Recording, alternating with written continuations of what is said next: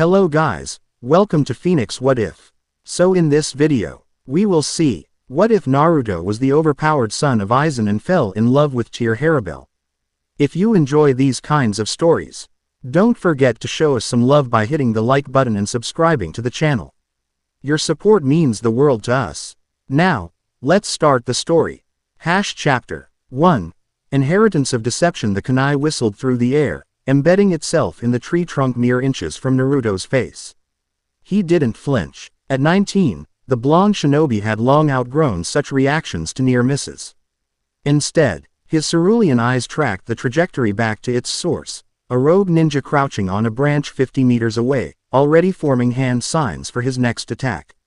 "You're getting sloppy," Naruto called out, a half-smile playing on his lips as he formed a familiar cross-shaped hand sign. Shadow Clone Jutsu. 3 perfect copies of Naruto burst into existence beside him.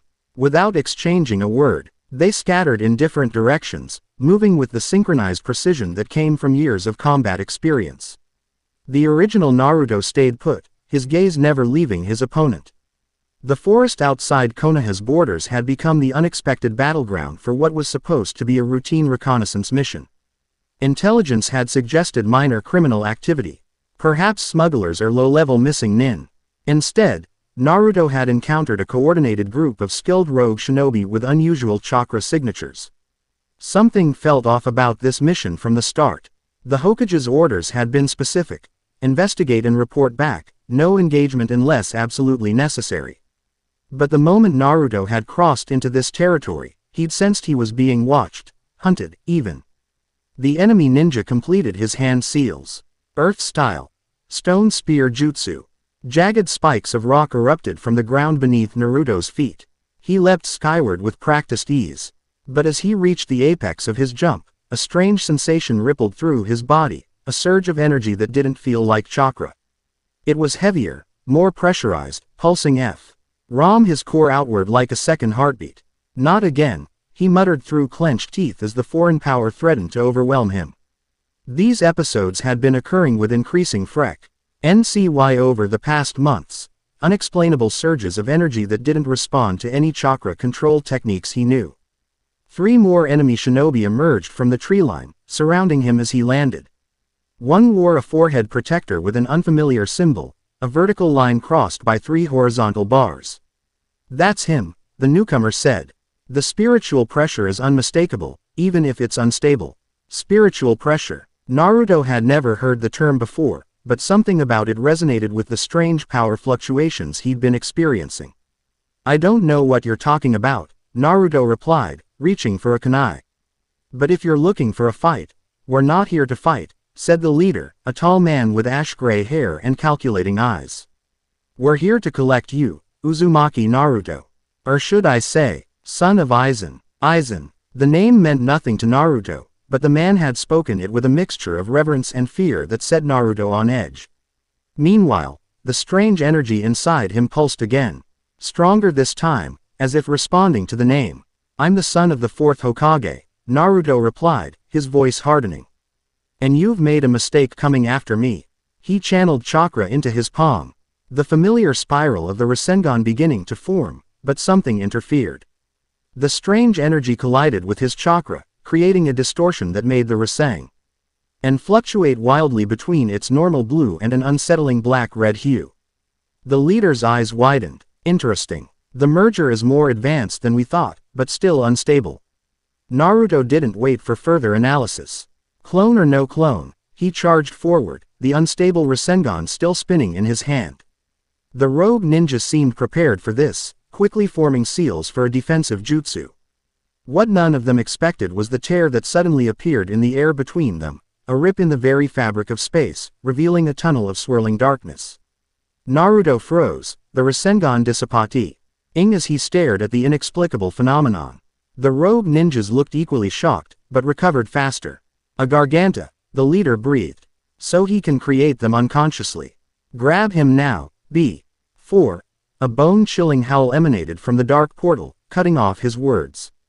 White masks emerged from the darkness, grotesque, skull-like faces attached to monstrous bodies that defied description. They poured through the tear in space. immediately fixating on Naruto and the surrounding ninja. Hollows. One of the rogues shouted in panic. Fall back. Naruto had never seen creatures like these before. They weren't summoning animals or any known Biju. They moved with predatory purpose, radiating malevolence. One lunged at him, a serpentine thing with 6 arms and a mask sporting a perpetual grin. Instinctively, Naruto leapt backward, but the creature was faster than anticipated. Clawed fingers raked across his chest, tearing through his jacket and drawing blood. Pain lanced through him, but more concerning was the immediate sensation of weakness that followed, as if the creature had siphoned away some of his energy with its touch. A second creature dove for him. Naruto twisted away, only to find himself cornered against a large boulder with 3 more of the masked monsters approaching from different angles. His clones rushed to intercept but were dispersed with terrifying ease. What the hell are these things? Naruto muttered, readying himself for what might be his final stand. The air shifted. A blast of pressure hit the clearing with such intensity that the smaller creatures were instantly obliterated. The larger ones paused, their masked faces turning toward a new presence, a figure descending from above. She landed between Naruto and the creatures, her back to him. Blonde hair cut short, dark skin contrasting with the white fragment of what looked like bone covering the lower half of her face. She wore a jacket that left her back exposed, revealing a tattoo, the number 3, and carried a massive sword that looked more like a cleaver than a typical blade. Without turning to look at him, she spoke, her voice calm and commanding. Stay behind me, your spiritual pressure is attracting them. Before Naruto could respond, she moved, faster than anyone he'd ever seen except perhaps the 4th Raikage. Her blade cleaved through the first creature as if it were made of paper. The second lunged at her, and she met it with her bare hand, crushing its mask with a single squeeze. The remaining monsters retreated several paces, growling and circling warily. You should not be here. She addressed the creatures, her tone unchanged. Return to Hueco Mundo. One of the larger creatures, a humanoid thing with 4 arms and a bull-like mask, let out a laugh that sounded like breaking glass. We go where we wish, Harribel. The boy's spiritual pressure calls to us. He smells familiar. The woman, Harribel, shifted her stance slightly. Then you've made your choice. What followed was unlike any battle Naruto had ever witnessed. She moved with lethal precision, her blade passing through the creatures as if they were illusions, yet they dissolved into particles of darkness upon defeat. The few that managed to strike her seemed unable to penetrate her hierro, her skin apparently as tough as steel. Throughout the brief but intense battle, Naruto noticed that rogue ninjas had vanished. Either fled or hiding, he couldn't tell. His attention remained fixed on his mysterious savior as she dispatched the last of the creatures with a diagonal slash that bisected it from shoulder to hip. The tear in space, the Garganta, as they had called it, began to close on its own, shrinking until it winked out of existence entirely. Only then did Harribel turn to face Naruto fully. Her eyes were a striking teal, sharp and assessing as they studied him. The bone fragment covering the lower half of her face resembled the same material as the masks of the creatures she'd just destroyed. Despite covering her mouth, it didn't seem to impede her speech. You're bleeding, she observed, nodding toward his chest. Naruto glanced down at the wound. It wasn't deep, but it stung unusually.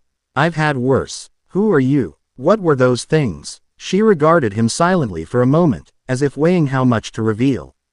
Tier Harribel. Those were hollows, spiritual predators from Hueco Mundo. They feed on souls with high spiritual energy. Her eyes narrowed slightly. Like yours. Spiritual energy. You mean chakra? No. She stepped closer, her presence carrying an authority that made Naruto instinctively straighten. Chakra is the energy of your world. What you're exhibiting is something else entirely. Spiritual pressure, or Ryutsu. The energy of soul reapers, hollows, and Arankar. None of these terms meant anything to Naruto, yet they stirred something deep within him, that same strange power that had been disrupting his chakra control. Look, he said, I appreciate the save. But I have no idea what you're talking about. I'm a shinobi from the Hidden Leaf Village. Whatever these spiritual powers are, they've got nothing to do with me.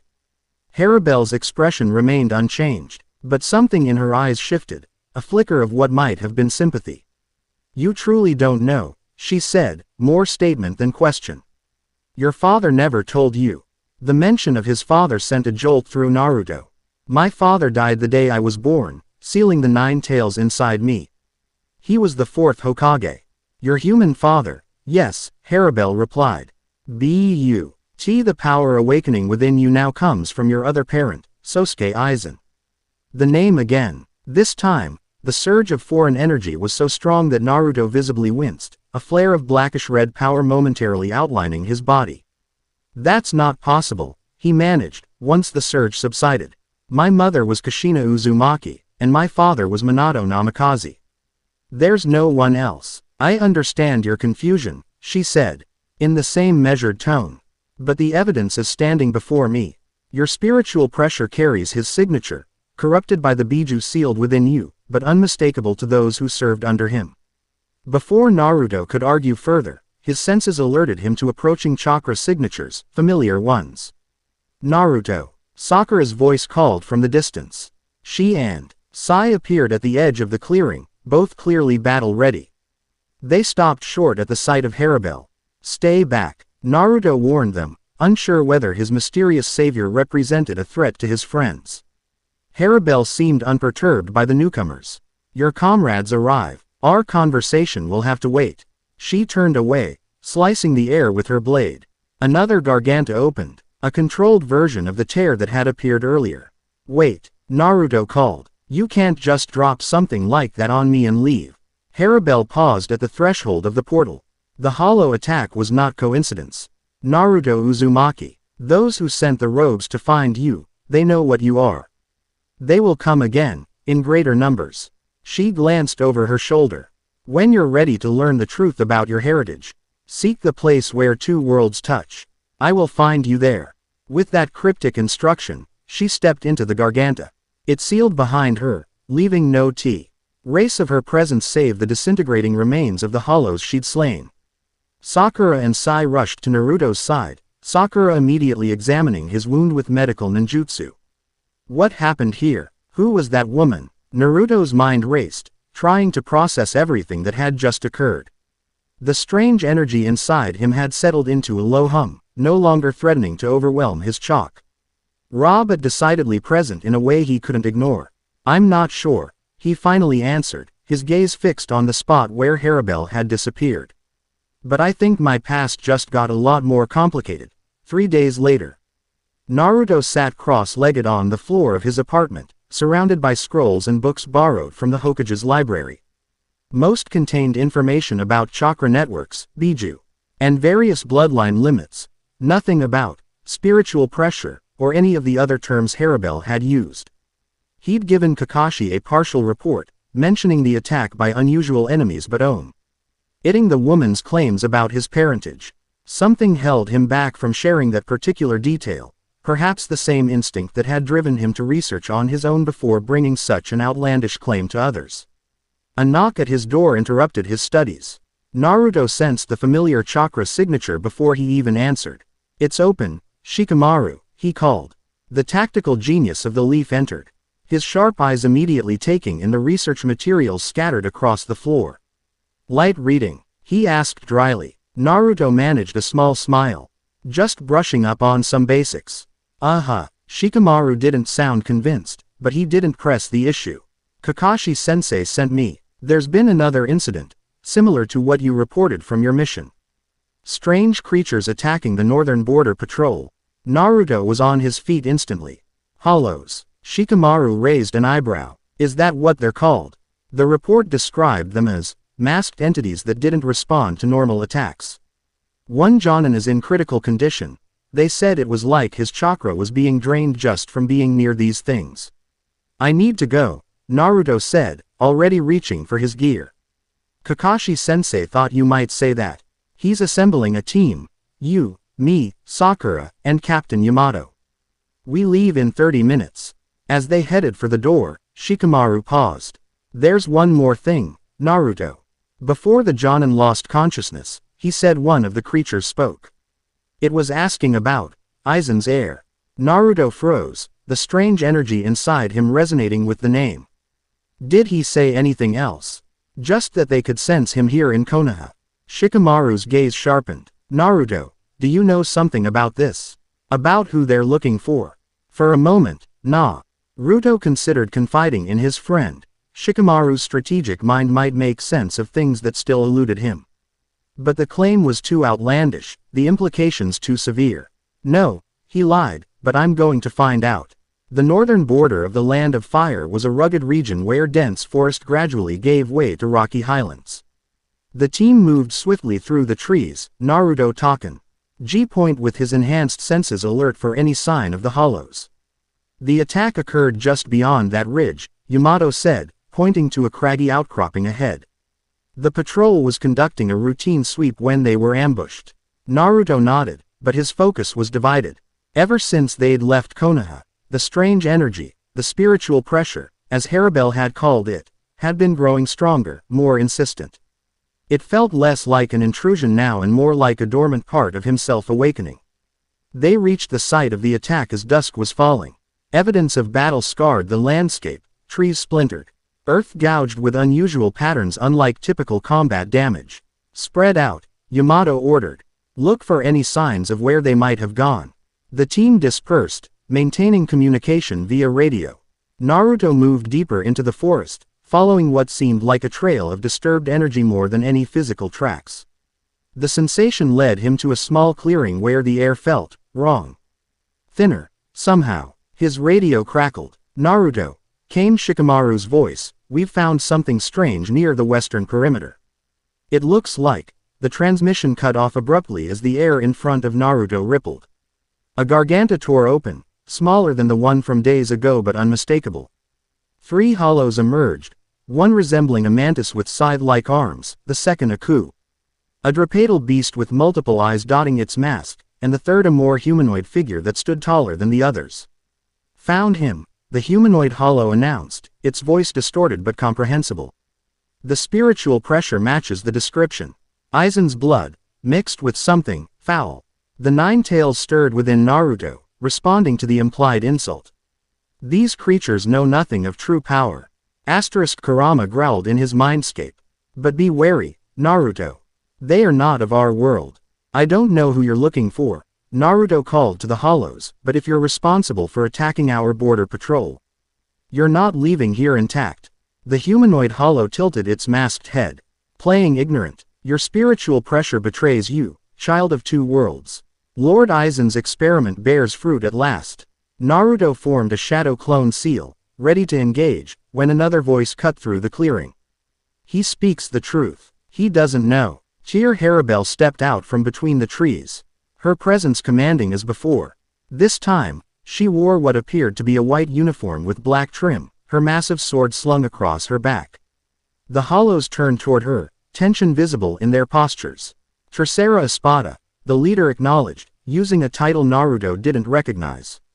This matter doesn't concern you. We serve a new master now. And does this EU master send you to hunt ignorant children? Harribel replied, her tone maintaining that same calm authority. Return to Hawako Mundo. The boy remains untouched. We have our orders, the hollow responded. Its mask somehow conveying a sneer despite its fixed expression. The heir must be secured before his power fully awakens. If you interfere, you'll be eliminated along with any who stand with you.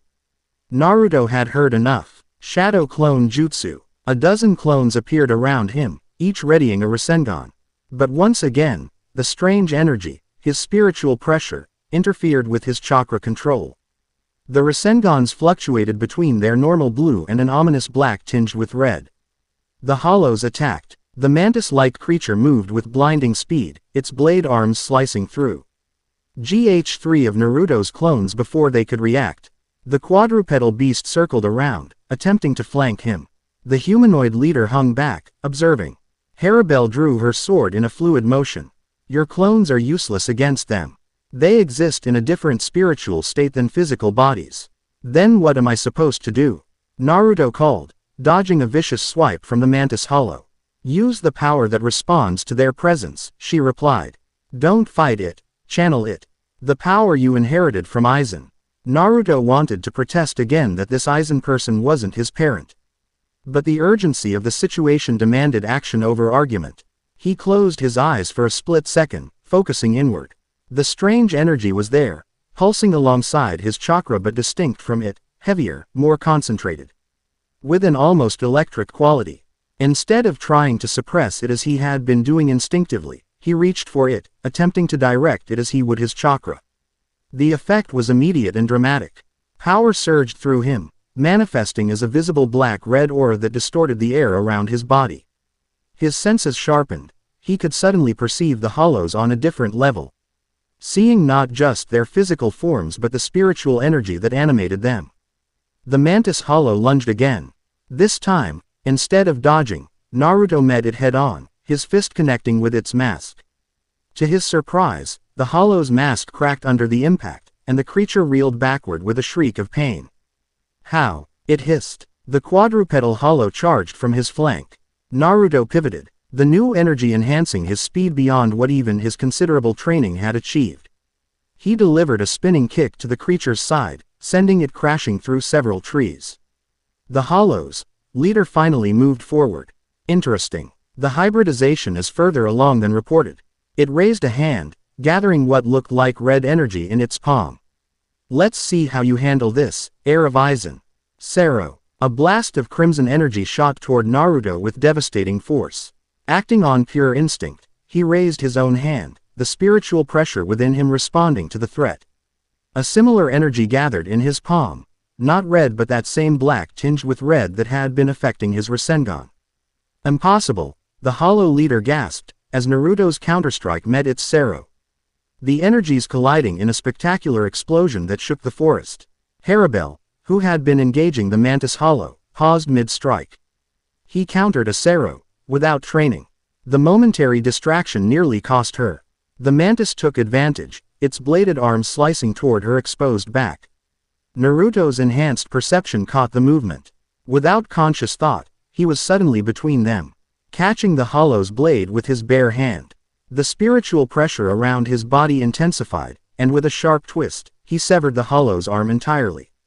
The creature howled in agony. Its leader signaled a retreat, slashing the air to open another garganta.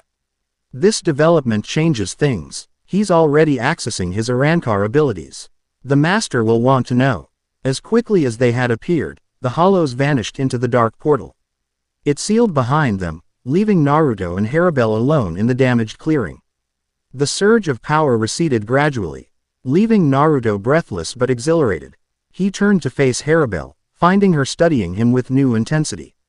"What was that?" he asked, looking down at his hands, which still tingled with residual energy. "What's happening to me?" Before she could answer, voices called from the forest. His team was approaching, drawn by the sounds of battle. Harribel's expression remained unreadable behind her mask fragment. "Your friends approach. I cannot be seen by them." "No," Naruto said firmly, stepping toward her. "You're not disappearing again without answers. Those things called me, Aizen's heir. You said the same thing days ago. I need to know what that means, who I really am." Something shifted in Harribel's posture, a slight softening, perhaps. "Very well, but not here. Meet me tomorrow at sunset, at the Valley of the End. It is a place where two worlds touch, as I mentioned before, a thin point between realms where I can cross over safely." Naruto hesitated, torn between Dima, Nding immediate answers and the approaching presence of his teammates.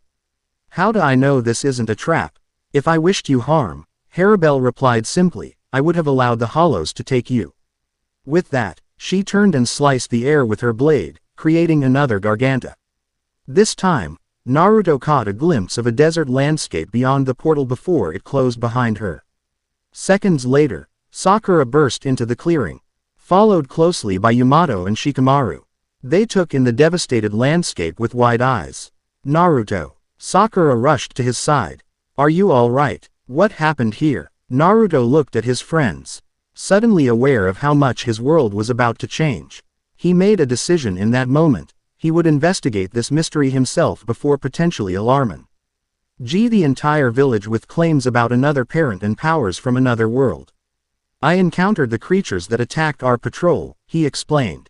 "They were looking for something, or someone, in Konoha. I managed to drive them off. But they'll be back." Shikamaru surveyed the destruction. You did all this alone. These creatures must be formidable. They are, Naruto confirmed. And they're not like anything we've faced before. Standard ninjutsu doesn't work well against them. Did they say what they were looking for? Yamato asked, his expression grave. Naruto hesitated. Not specifically. Just that they could sense it in the village. It wasn't entirely a lie, but the omission weighed on him. These were his closest friends and allies. Yet some instinct told him to proceed Katio. USLY until he understood more about what was happening to him. Sakura frowned, her medical training making her more perceptive to physical changes. Naruto, your chakra feels different. Did something happen during the fight? I had to draw on the Nine Tails power, he lied, hating himself for it but seeing no alternative in the moment. It affected me differently than usual. I need to speak with Kurama about it. Yamato nodded, accepting the explanation. We should return to the village immediately and report to the Hokage.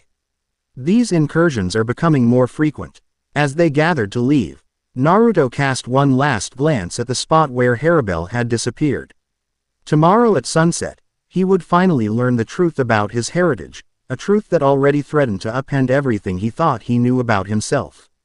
The next day crawled by with agonizing slowness. Naruto spent the morning in debriefing with Kakashi, carefully editing his account of the previous night's encounter. The sixth Hokage was no fool. Naruto could tell his former sensei suspected he was holding something back. These creatures, Kakashi said, leaning forward at his desk, you said they're vulnerable to your Nine Tails chakra. Yes, Naruto replied, sticking to the cover story he'd established.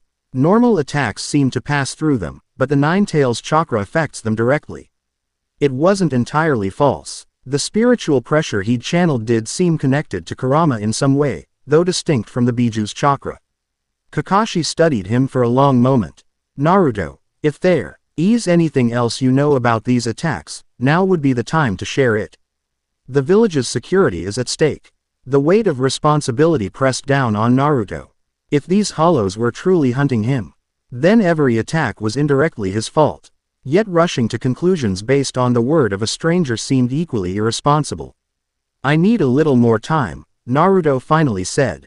There's something I need to confirm first. By tomorrow, I'll tell you everything I know. I promise. Kakashi sighed. Very well, but be careful, Naruto. Whatever you're investigating, don't do it alone. The irony of that advice wasn't lost on Naruto as he headed for the Valley of the End later that day, having told no one of his destination. The Valley of the End stood as a monument to the most significant conflicts in shinobi history. The massive statues of Madara Uchiha and Hashirama Senju faced each other across the waterfall, silent witnesses to battles that had shaped the ninja world. It was here that Naruto had fought Sasuke twice, once failing to bring him back to the village, and years later finally ending their rivalry in mutual understanding. Now, as the sun began its descent toward the horizon, Naruto stood atop Hashirama's stone head, scanning the area for any sign of Harribel. The valley was quiet, save for the constant roar of the waterfall. This place carries the weight of your history, came Harribel's voice from behind him. Naruto turned to find her standing there, as if she'd materialized from thin air. Without her sword or the white uniform from yesterday, she almost looked like an ordinary woman, except for the bone fragment covering the lower half of her face and the hollow hole that passed through her abdomen, visible now that she wore only a short jacket that exposed her midriff. How did you? Naruto began, then shook his head. Never mind, I'm here for answers. Harribel nodded once, moving to stand beside him at the edge of the statue's head. What do you wish to know first? Everything, Naruto said firmly. Starting with who, or what, Aizen is, and why you think he's my father. Harribel gazed out over the valley, gathering her thoughts. Osake Aizen was a soul reaper, a shinigami, as they're called in your language. Immensely powerful, intelligent, and ambitious. He rose to the rank of captain in the Soul Society before revealing his true nature as a traitor and revolutionary. Soul Society, Naruto interrupted. What's that? The realm where souls go after death, and where soul reapers originate, Harribel explained. It exists, alongside your world and Hueco Mundo, the world of hollows. 3 realms, separated by barriers that are normally impermeable. Normally. Yes, Aizen discovered methods to traverse these barriers. He created a Rancor, evolved hollows like myself, and built an army in Hueco Mundo. His ultimate goal was to overthrow the Soul King and remake reality according to his vision. Naruto absorbed this ing to reconcile the fantastic tale with his own reality. And you're saying this Soul Reaper somehow came to the shinobi world and, fathered me?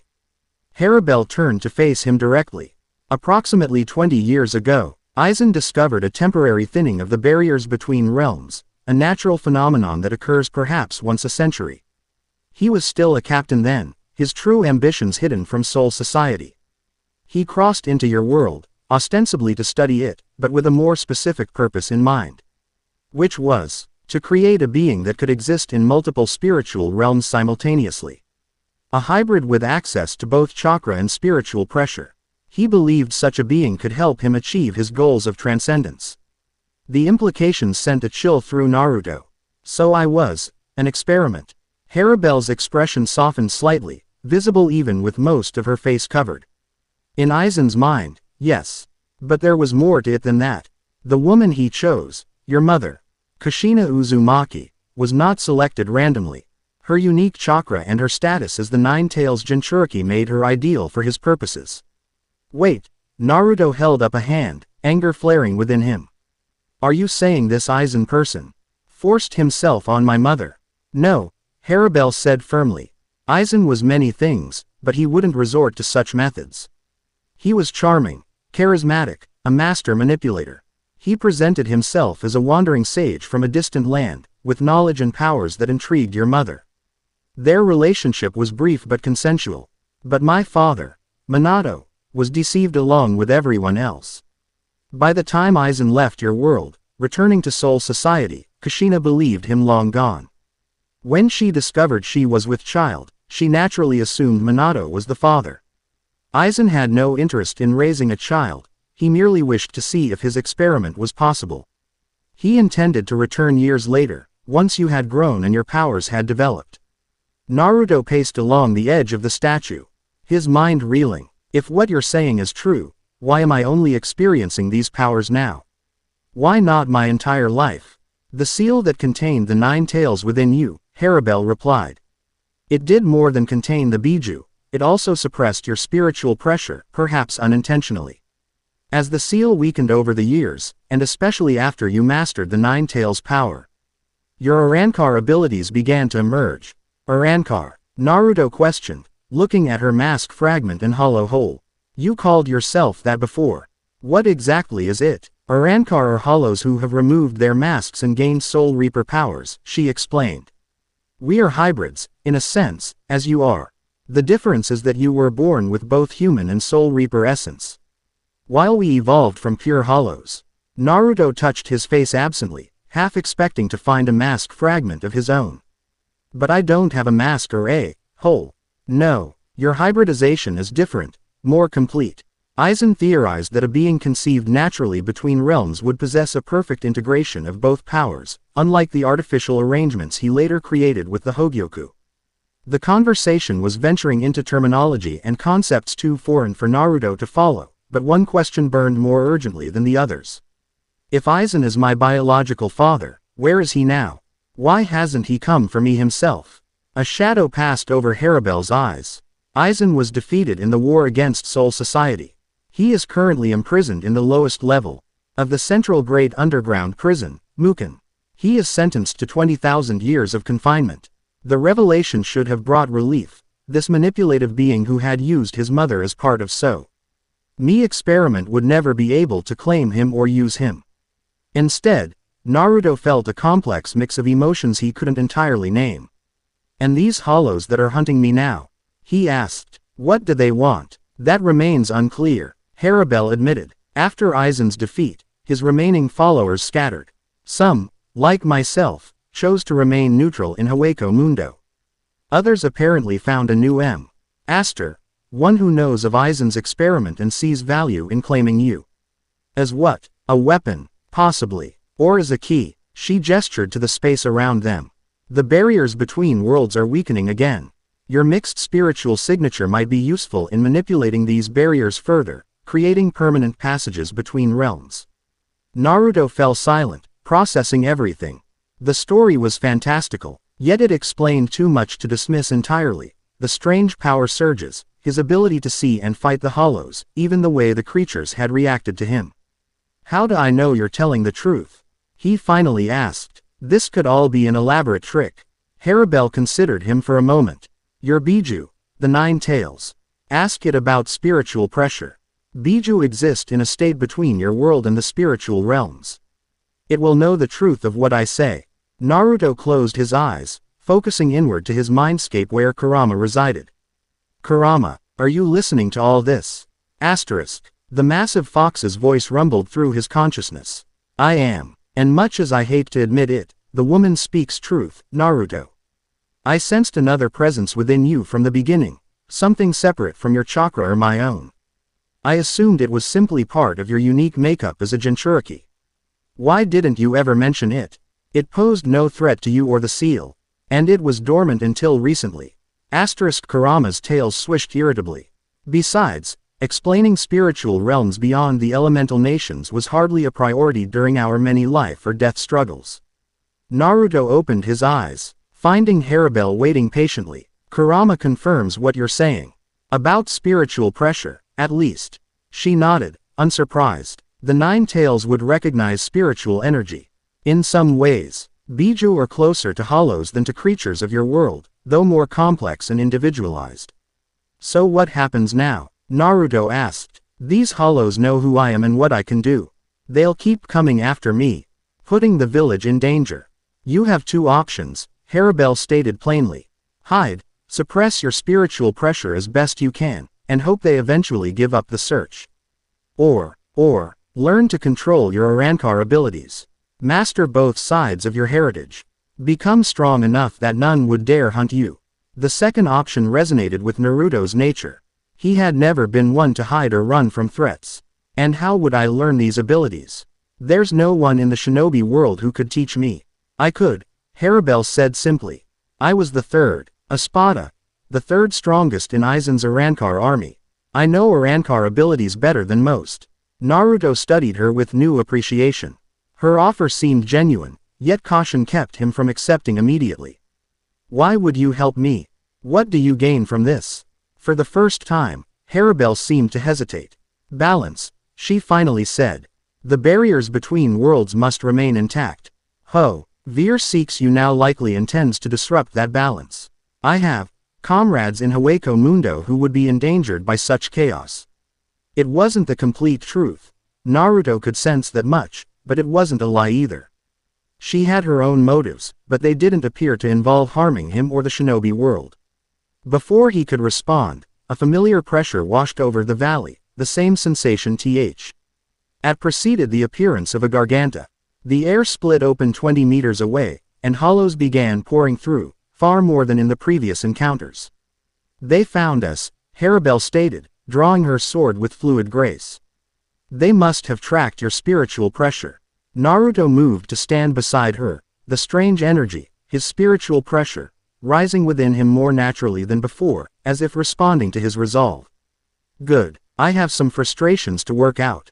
The lead hollow, larger and more humanoid than the others, stepped forward.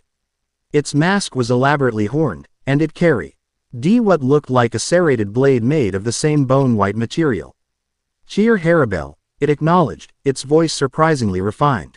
"This is disappointing. I had hoped you would remain neutral in this matter. And I had hoped La Sombra's followers had more sense than to pursue Aizen's abandoned experiments," she replied coldly.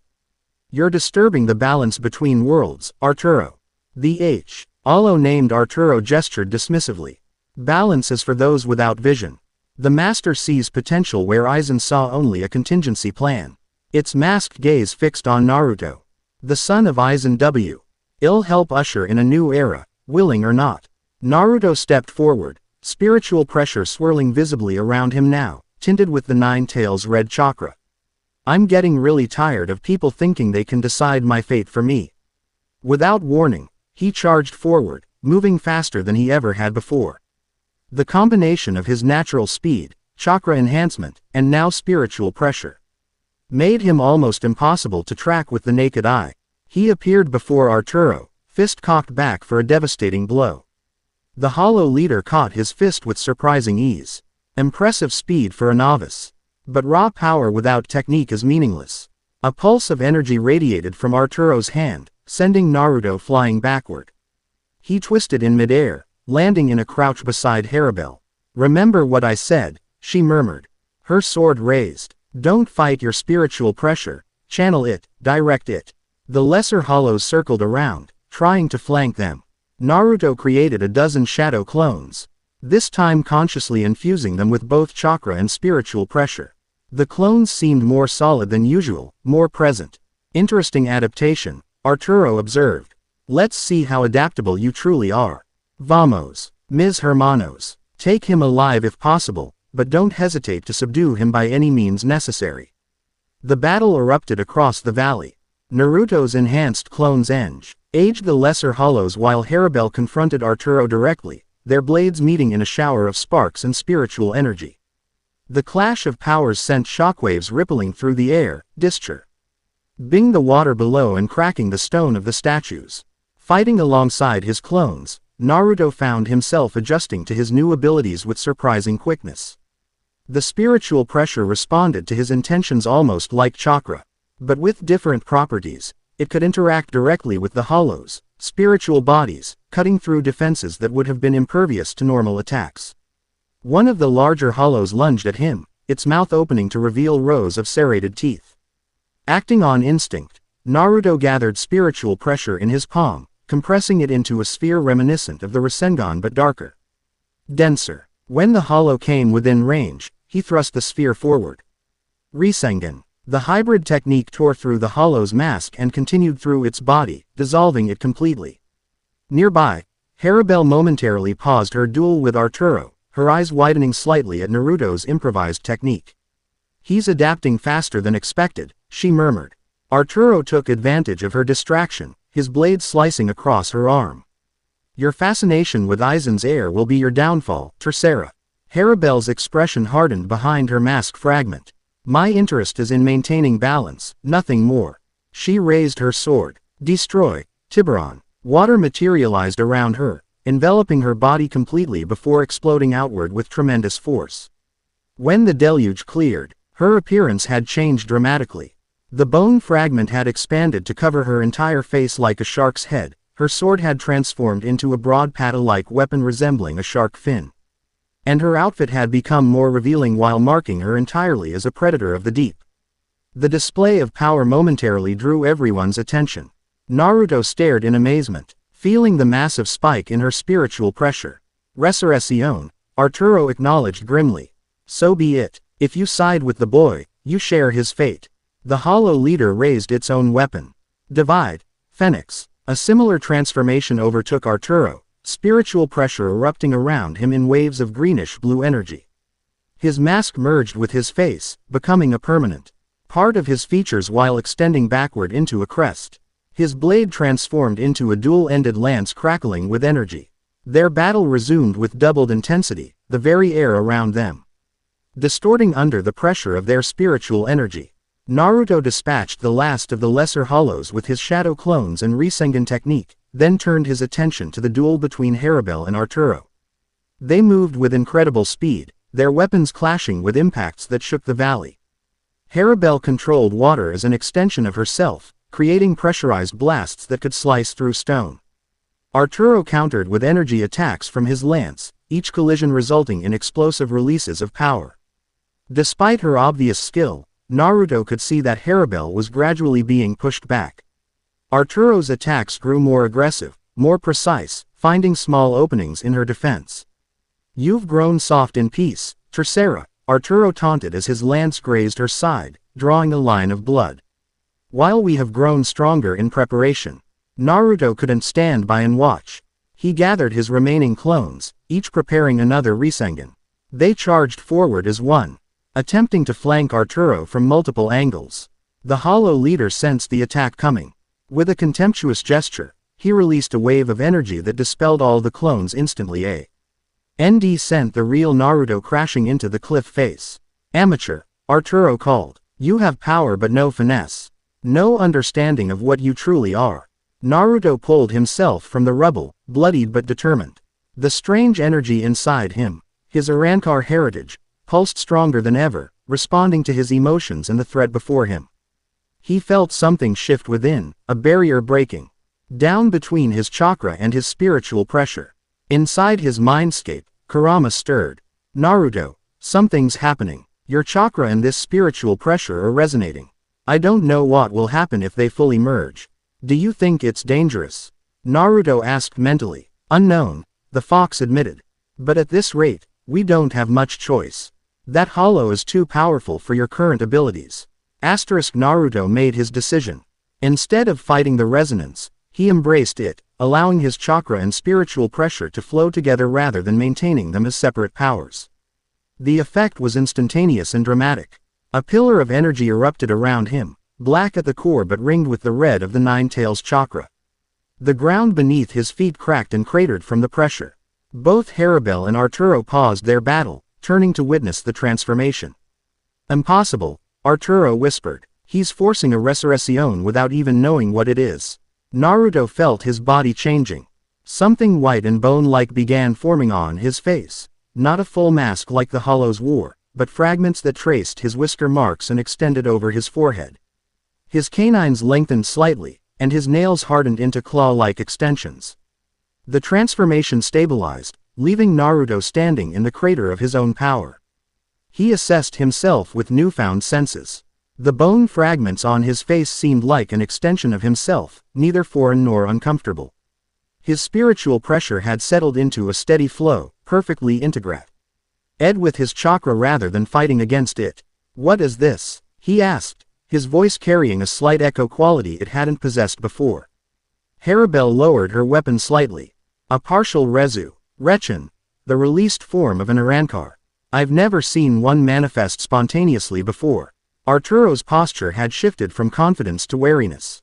This changes the calculation. The master will want to know. He never finished the sentence. Naruto moved, crossing the distance between them in an instant. His fist connected with Arturo's chest, sending the hollow leader flying backward into the waterfall.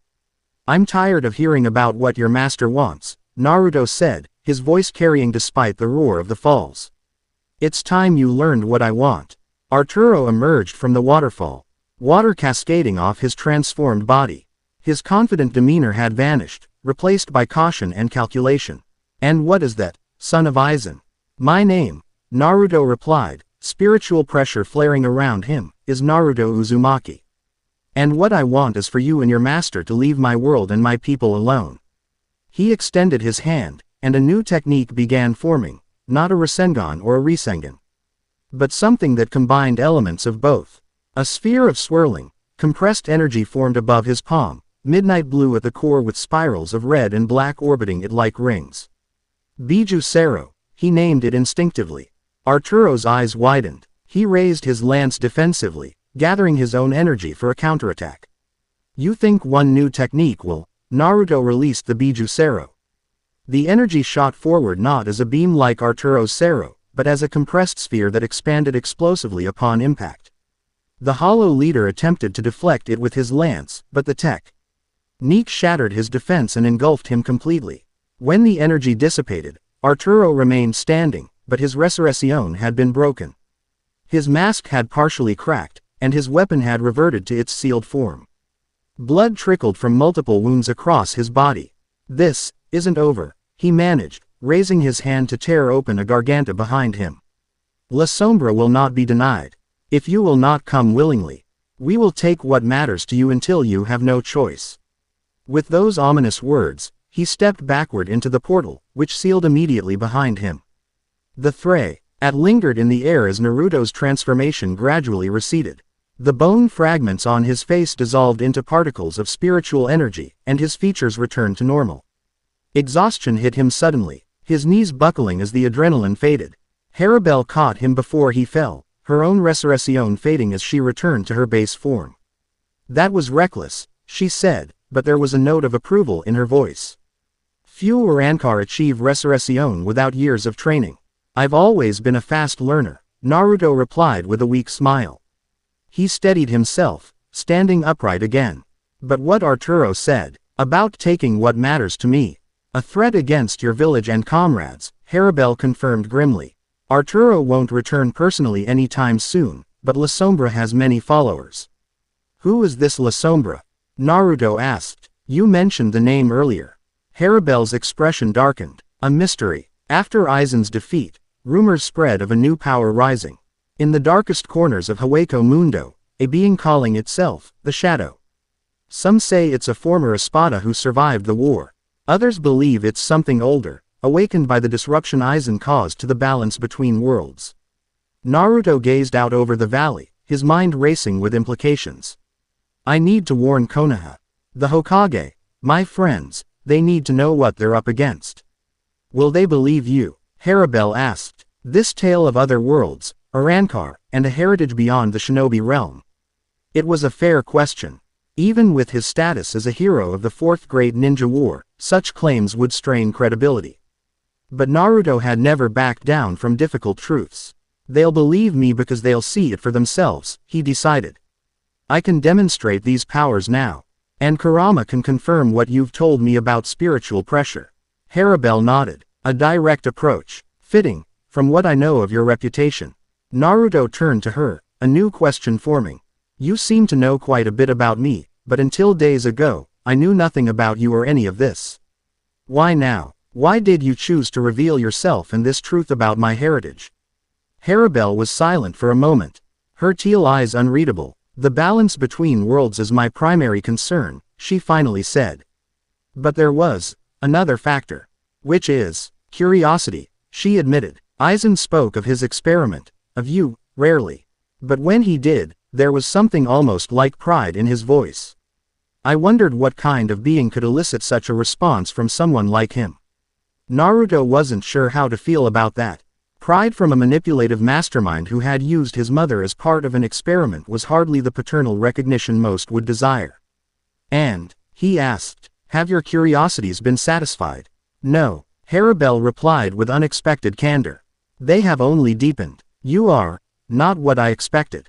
Before Naruto could pursue that intriguing statement, a family AR chakra signature approached rapidly from the direction of Konoha. Seconds later, Sakura landed on the statue's head beside them, her expression a mixture of concern and annoyance. Naruto, she exclaimed, we've been looking everywhere for you. The village is on high alert after those creatures were spotted again near the... She broke off, noticing Harribel for the first time. Her stance immediately shifted to defensive. Who is this? Naruto took a deep breath, preparing for what would undoubtedly be a difficult explanation. Sakura, this is Tier Harribel. She's an Arankar from a realm called Hueco Mundo. And she's been helping me understand some recent developments. Sakura's eyes narrowed with suspicion. Arankar, Hueco Mundo, Naruto, what are you talking about? It's a long story, he said. And we need to tell it to Kakashi-sensei immediately. Those creatures that have been attacking, they're called Hollows, and they're looking for me. For you, why? Naruto exchanged a glance with Harribel, then faced his old friend and teammate squarely. Because I'm not just the son of the fourth Hokage and Kushina Uzumaki. I'm also the son of Sosuke Aizen, a being from another world. And that heritage is awakening inside me. Sakura stared at him in disbelief, then at Harribel, clearly trying to determine if this was some elaborate prank. When neither of them broke into a reassuring smile, her expression grew more troubled. Naruto, I know how it sounds, he interrupted gently. But I can prove it. In fact, I just did, fighting off another attack. He gestured to the devastated landscape around them. These powers aren't chakra, Sakura. They're something else entirely. To demonstrate, he called upon his spiritual pressure once more, allowing it to manifest visibly around him. A dark aura distinct from the red chakra of the 9 tails that she would recognize.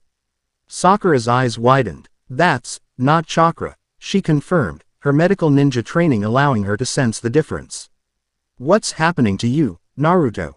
That's what we need to explain to everyone, he replied. Because more hollows are coming, and Konoha needs to be prepared. Harribel stepped forward. If I may, it would be more efficient for me to open a Garganta directly to your village. Time may be of essence, given Arturo's parting threat. Naruto nodded, making his decision. Do it. Take us directly to the Hokage's office. As Harribel raised her hand to tear open space between worlds, Naruto felt a strange sense of symmetry. His life had begun with the revelation that he read the Nine Tails, a secret that had shaped his childhood and set him on the path to becoming the person he was today. Now, a new revelation about his heritage promised to reshape his future just as dramatically.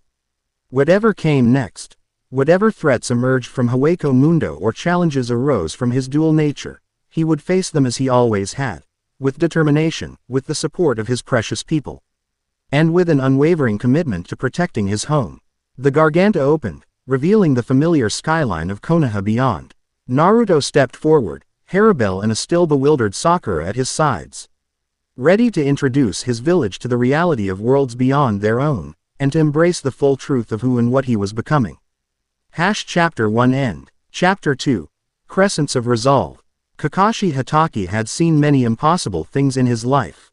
He'd witnessed the Nine Tails attack, fought in multiple shinobi wars, encountered reanimated legends, and even died briefly before returning to the land of the living. Yet as he sat behind the Hokage's desk, listening to Naruto's explanation of alternate spiritual realms and his newly discovered parentage, Kakashi found himself genuinely stunned. "Let me make sure I understand correctly," he said, his visible eye fixed on the blonde woman standing beside Naruto. The bone fragment covering half her face and the hollow hole through her midsection made her otherworldly nature undeniable. "You're an Arankar, an evolved hollow from a realm called Hueco Mundo. And you're claiming that Naruto is half-soul reaper because his biological father was this man, Sosuke Aizen, who crossed into our world 20 years ago." Tier Harribel met his gaze steadily. "That is correct, and these hollow attacks are happening because someone called La Sombra wants to capture Naruto for his unique abilities." "Also correct," she confirmed without elaboration. Kakashi sighed, leaning back in his chair. The office had become crowded with the addition of Shikamaru, Sakura, and Captain Yamato, all summoned after Naruto's dramatic arrival through the Garganta. "Naruto," Kakashi addressed his former student, "you've always had a talent for the unexpected. But this exceeds even my imagination." Naruto stood tall, the confidence in his posture tempered by genuine concern. "I know how it sounds, Kakashi-sensei. I wouldn't believe it either if I hadn't experienced these powers myself." He extended his hand, allowing his spiritual pressure to manifest visibly, a dark aura tinged with red that caused the papers on Kakashi's desk to flutter. Shikamaru stepped forward, his analytical mind already processing the tactical implications. "If what you're saying is true, we're facing threats from a realm most of us can't even perceive properly. How are we supposed to defend against that?" "That's why I came clean," Naruto replied. "We need to prepare. These hollows will keep coming, not just for me, but to cause damage that will force me to surrender myself." Kakashi's gaze shifted to Harribel. "And your role in this?" "Why help Naruto? Balance," she replied simply. "The barriers between worlds must remain intact. Whoever controls Naruto potentially controls the future stability of all three realms." "Convenient," Yamato murmured, his distrust evident. Harribel seemed unperturbed by the suspicion. "I understand your caution. In your position, I would react similarly." "She saved my life," Naruto interjected. "Twice now, and she's offered to help me control these powers. Without that control, I'm as much a danger to Konoha as the hollows are." A heavy silence fell over the office as everyone considered the implications. Finally, Kakashi nodded. "Very well. For now, we accept your assessment of the situation, Naruto. What do you propose?" "I need to train with Harribel to master these Arankar abilities. The sooner I can control them fully, the better equipped I'll be to protect the village." "And where would this training take place?" Kakashi asked. "I assume these abilities aren't something you can practice safely within village boundaries." Naruto hesitated, exchanging a glance with Harribel. "Actually, part of the training might need to happen in Hueco Mundo." The tension in the room immediately spiked. "Absolutely not," Yamato stated firmly. "We've just learned of these other realms, and you want to venture into one controlled by these hollow creatures."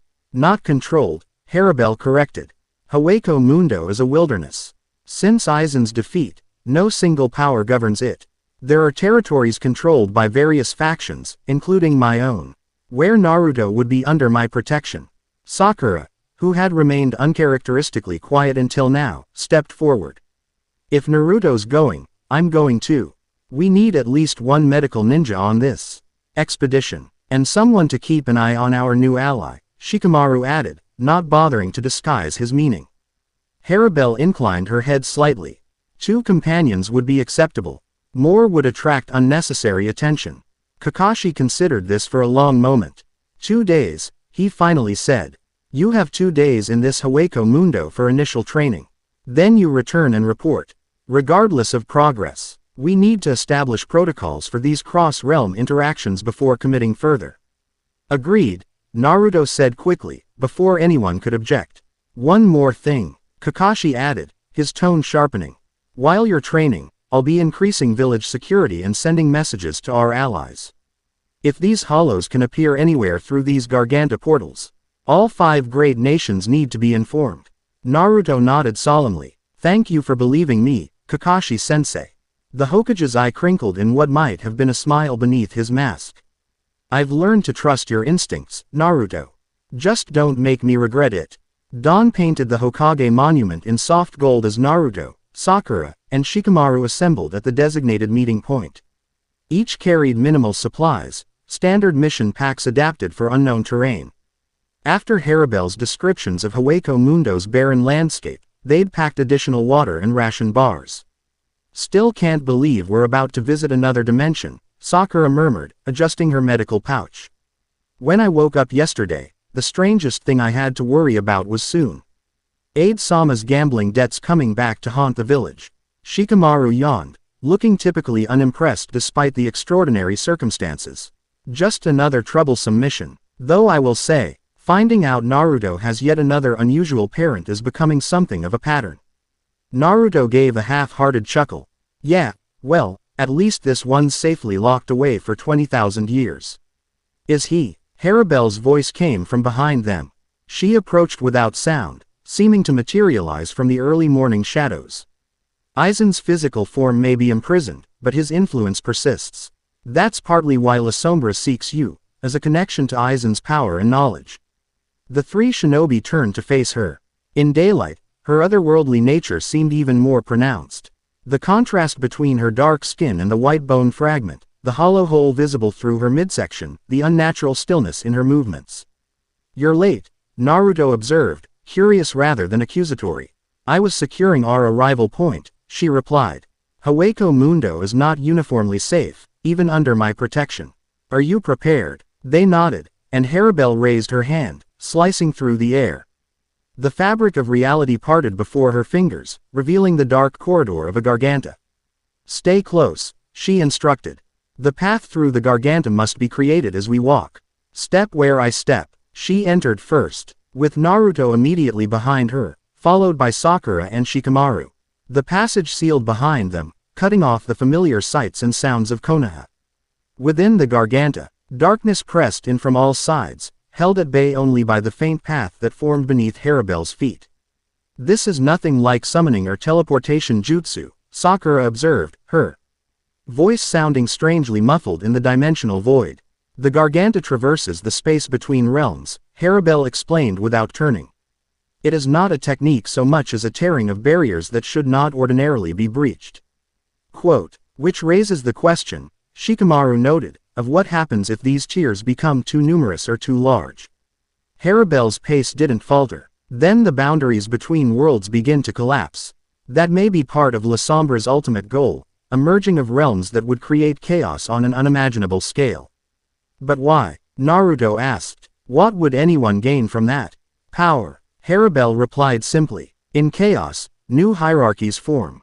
Those who understand multiple realms would have advantage in a merged world.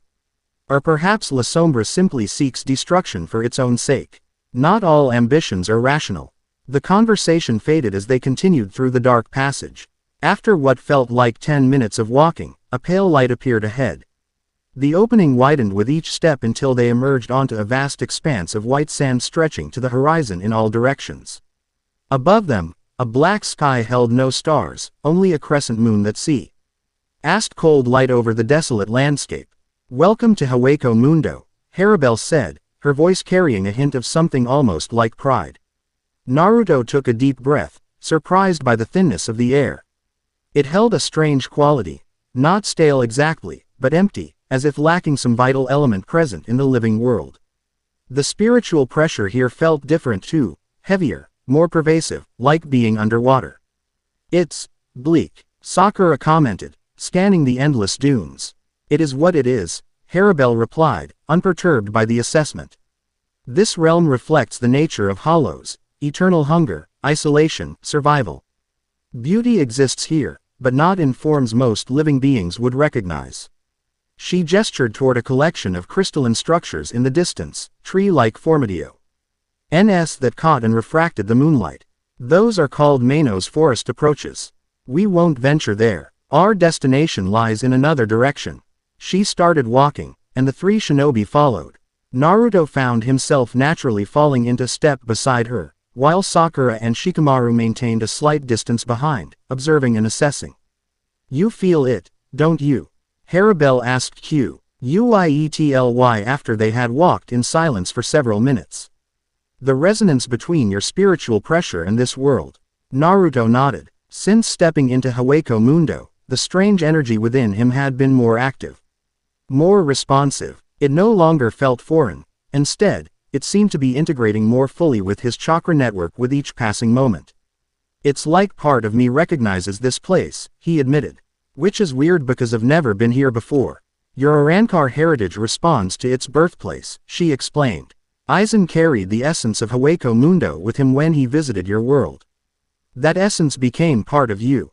Their conversation paused as they crested a large dune. Below, in a shallow valley, stood a collection of white stone structures, angular, minimalist buildings arranged in a roughly circular pattern around a central tower. The architecture was unlike anything in the shinobi world, with few windows and sharp, geometric designs that seemed to defy natural weathering. My domain, Harribel said, one of the few stable territories in Hueco Mundo since Aizen's defeat. As they approached the settlement, Naruto sensed multiple spiritual pressures converging, powerful. Distinct signatures moving with purpose. 3 figures appeared at the perimeter, taking defensive positions until they recognized Harribel. Lady Harribel, called one, a slender woman with dark skin, short black hair, and a bone fragment covering her right eye like a goggle. You've returned. We were beginning to worry after your extended absence in the human world. Mila Rose, Sung Sun, Apache. Harribel acknowledged each of the 3 women who approached. I've brought guests. The 3 Arrancar women, Harribel's Fracken, Naruto recalled from her earlier explana. Tyons, studied the shinobi with undisguised suspicion. The one called Apache, with heterochromatic eyes and short blue-black hair, pointed accusingly at Naruto. This is him, isn't it? Aizen's hybrid experiment. I can feel the similarity in his spiritual pressure. The elegant Sung Sun, who covered the lower half of her face with her sleeve much like Kakashi did with his mask, assessed them more coolly. Bringing humans to Hueco Mundo. Lady Harribel, this is unprecedented. Not humans, Harribel corrected. Shinobi. And Naruto is not entirely human himself, as you've noticed.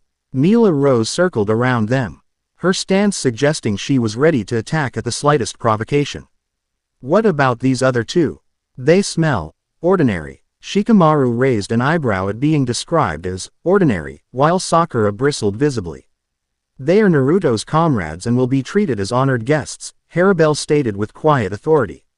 Prepare the training chamber and living quarters. Our stay will be brief but intensive. Though clearly still skeptical, the 3 women nodded in unison. Yes, Lady Harribel. As they entered the settlement, Naruto noticed other Arrancar moving about. Some humanoid like Harribel and her Fracken, others maintaining more pronounced hollow characteristics. All gave the visitors a wide berth, watching with a mixture of curiosity and wariness. Your people don't seem thrilled to see us, Naruto observed. They are cautious by necessity, Harribel replied. Most have only known humans as souls to be consumed. The concept of coexistence is evolutionary. They were led to the central tower, a stark white structure with few embellishments save for a symbol near the top that resembled the number 3, matching the tattoo on Harribel's back. Inside, Tier architecture continued its minimalist theme, with high ceilings, pale walls, and furnishings that appeared to be formed from the same white stone as the buildings themselves. These will be your quarters. Harribel indicated a corridor with 3 adjacent rooms. Rest briefly. The air of Hueco Mundo can be taxing for those unaccustomed to it. We begin training in 1 hour. As she turned to leave, Shikamaru called after her. One question. How do we know we're safe here? Not just from you, but from the other Arrancar. Harribel paused, glancing back over her shoulder. You don't, but my word holds authority here. And I have given it. That will have to suffice. After she departed, Sakura turned to Naruto, her expression troubled. I don't like this. Everything here feels wrong. Like we're walking through a graveyard that doesn't know it's dead. That's not far from the truth, Shikamaru mused. From what Harribel explained, hollows are corrupted souls. This entire realm is essentially populated by the restless dead. Naruto moved to the single window in his assigned room, gazing out at the perpetual night sky of Hueco Mundo. It's strange, but I don't feel threatened here. Different, yeah, but not in danger. He touched his chest, where the strange energy continued its steady pulse. Maybe it's because part of me belongs to this world. Just don't forget which world you're really from, Sakura said quietly, placing a hand on his shoulder. No matter what powers you develop or whose son you turn out to be, you're Naruto Uzumaki of the Hidden Leaf first. He covered her hand with his own, grateful for the reminder. Don't worry, no amount of spiritual pressure is going to change that. The training chamber was a vast underground space, its ceiling so high that it disappeared into shadows. The walls bore scars of previous battles, gouges, burns, and impact craters that suggested the tremendous forces that had been unleashed here. Harribel stood in the center, her posture relaxed but alert. She had changed into more practical attire, a white jacket similar to before but reinforced at the shoulders and arms, paired with loose Hakama-style pants that allowed for unrestricted movement. Her sword hung at her side, secured by a thin white sash. We have limited time, she began as Naruto approached. Sakura and Shikamaru had taken positions along the wall, instructed to observe but not interfere. So we will focus on the fundamentals of Arrancar abilities. Naruto nodded, already feeling his spiritual pressure responding to the charged atmosphere of the training chamber. Where do we start? With understanding, she replied. Close your eyes. Feel the energy within you, not your chakra, but the heavier pressure that resonates with this realm. Naruto complied, shutting his eyes and turning his awareness inward. The spiritual pressure was easy to locate now, a dark, dense energy coiled alongside his chakra network but distinct from it. I can feel it, he confirmed. It's stronger here than in the shinobi world.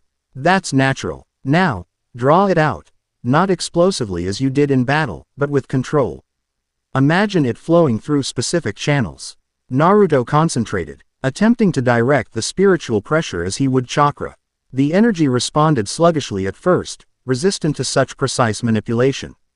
He pushed harder, forcing it to comply. Without warning, Harribel was directly in front of him, her hand gripping his wrist firmly. No, you are treating it like chakra. Spiritual pressure doesn't flow through pathways, it emanates from your core. Don't channel it, release it, then contain and shape it through will alone. Naruto opened his eyes, surprised by her sudden proximity. Her teal eyes held no judgment, only focus and pay. Perhaps a hint of understanding for his struggle. Try again, she instructed, releasing his wrist and stepping back. Imagine your spiritual pressure as an ocean tide. It doesn't flow through rivers but rises and falls as a whole. This time, Naruto visualized the energy as she described, a dark tide rising from his center rather than streaming through channels. The spiritual pressure responded immediately, expanding outward in a controlled wave that surrounded his body like an aura. Better, Harribel acknowledged. Now maintain that state while I test its resilience. Without further warning, he struck, not with her sword but with her open palm, aiming directly for his chest. The attack moved faster than any civilian could track, but Naruto's enhanced senses allowed him to perceive it. Rather than dodging physically, he instinctively reinforced the spiritual pressure at the point of impact. Her palm connected with the invisible barrier of his spiritual pressure, creating a sound like struck crystal. The force pushed Naruto back several feet, but he remained standing, his aura intact. Good instinct, Harribel commented. You're adapting to Hierro naturally. Hierro, iron skin, The ability of Arankar to harden their spiritual pressure into a defensive layer. It's what allowed you to catch the Hollow's blade with your bare hand during our first encounter. For the next hour, Harribel guided Naruto through basic Arankar techniques, Hierro for defense, Sonido for high-speed movement, Bala for rapid energy projection, and Pesquisa for spiritual awareness. Each ability came more naturally to him than the last, as if his body remembered skills his conscious mind had never learned. From her observation point, Sakura watched with a mixture of amazement and concern. He's learning so quickly, she murmured to Shikamaru, almost too quickly. It's like these abilities were dormant inside him all along. They probably were, Shikamaru replied, his keen eyes missing nothing. Remember what Harribel said, this Aizen deliberately created Naruto as a hybrid. These powers are literally in his blood. On the training floor, Naruto had progressed to combining his new abilities with familiar techniques. His shadow clones now maintained Hierro, making them far more durable than normal. His Sonido allowed him to move between positions faster than even his considerable natural speed had permitted. Now for the more advanced application, Harribel announced after a brief rest period. The Sero. She extended her hand, palm forward. Yellow energy gathered before it, condensing into a brilliant point of light. The Sero is the signature energy attack of Hollows and Arankar. Unlike your chakra-based techniques, it is pure spiritual pressure released as a concentrated beam. With a controlled motion, she released the energy toward a reinforced section of the wall. The yellow beam struck with tremendous force, leaving a smoking crater several meters wide. The color and properties vary between individuals. She explained. Yours will likely be unique due to your hybrid nature. Naruto nodded, extending his own hand as he'd seen her do. He focused on gathering his spiritual pressure into his palm, visualizing it condensing into a single point. The energy responded, forming a sphere that pulsed between black and red, much like the technique he'd improvised against Arturo. Release it, Harribel instructed, but maintain control. Direction, intensity, duration, all must be mastered. Naruto narrowed his focus, directing the gathered energy toward the same section of wall. The Sero discharged, not as a steady beam like Harribel's, but as a spiraling helix of black-red energy that corkscrewed through the air before impacting with explosive force. The wall didn't merely crater. A perfectly circular hole appeared, edges glowing red-hot from the intensity. As I suspected, Harribel murmured. Your Bijuu's influence alters the Sero's form and function. She approached the damage, examining it with clinical interest. The rotation added penetrating power. Interesting adaptation. I didn't consciously make it spiral, Naruto admitted. It just felt natural. Your body remembers the Rasengan. She observed. Your spiritual techniques will likely continue to reflect your chakra-based fighting style until you develop a distinct Arankar identity. The training continued for several more hours, with periodic breaks to prevent spiritual exhaustion. By late afternoon, Naruto had demonstrated basic proficiency in all fundamental Arankar abilities and was beginning to combine them in creative ways. You're progressing faster than anticipated, Harribel acknowledged during their final rest period. Your adaptability is remarkable. Naruto, seated on the floor as he recovered his energy, looked up at her. It feels like I'm not so much learning these techniques as remembering them. Is that normal? For you, perhaps, she replied. Your dual nature means you were born with the potential for these abilities. The only barrier was awareness. And that's what worries me, he confessed, lowering his voice so the others wouldn't hear. How much of me is really me? And how much is programming from Aizen? Harribel considered him for a moment, then did something unexpected. She sat beside him on the floor, her posture relaxing slightly. I served Aizen for years, she said, her voice equally quiet. He was a master manipulator, but even he could not dictate the development of a soul. Your abilities may come from him, but how you use them, that is entirely your choice. How did you end up serving him? Naruto asked, genuinely curious about the stoic woman who had upended his understanding of himself. Harribel's gaze drifted to the distance. I was a Vasto lord, the highest class of hollow, surviving in the wastes of Hueco Mundo. My philosophy differed from most. I believed in cooperation rather than solitary predation. I gathered from all hollows who were being hunted by males and formed a protective group. She paused, a shadow crossing her features. We were attacked despite our strength. When defeat seemed inevitable, Aizen appeared. He offered power, purpose, and an end to the endless cycle of hunting and being hunted. In return, I pledged my loyalty. And now, with him gone, now I maintain my territory and protect my Fracken. I seek balance rather than dominance. Her teal eyes returned to his. Not unlike your own path, from what I've observed. The parallel hadn't occurred to Naruto, but he recognized the truth in it. Before he could respond, a commotion from the entrance to the training chamber interrupted them. Sung Sun appeared, her usual composed demeanor visibly disturbed. Lady Harribel, she called urgently. We have a situation. Grimmjow has returned from the borderlands, and he's demanding to see the Aizen spawn, as he puts it. Harribel rose in a fluid motion, her relaxed posture instantly replaced by alertness. When did he arrive? Moments ago. Apache and Mila Rose are attempting to delay him, but a crash echoed from the corridor beyond, followed by angry shouting. Seconds later, the SSIVE doors to the training chamber burst open, revealing a blue-haired Arankar with a bone fragment along his jaw and an expression of feral anticipation. There you are, he growled, his gaze fixing on Naruto. The famous hybrid. Don't you look disappointingly normal? Harribel stepped between them, her hand moving to her sword hilt. Grimmjow, this is not the time or place for your provocations. Stay out of this, Harribel. The newcomer snarled, though he kept a respectful distance. I'm not here to fight your pet project. Just to see what all the fuss is about. His predatory gaze assessed Naruto. La Sombra's forces are tearing apart the outer reaches looking for this kid. I want to know if he's worth the chaos. Naruto rose to his feet, meeting Grimmjow's stare directly. I'm right here. You can ask me yourself. Grimmjow's lips curled into something between a smile and a sneer. Oh, it speaks. And has some spine, apparently. He circled slightly, attempting to get a better look despite Harribel's positioning. But does it have any real power, I wonder? Hard to believe Aizen's blood could produce something so uninspiring.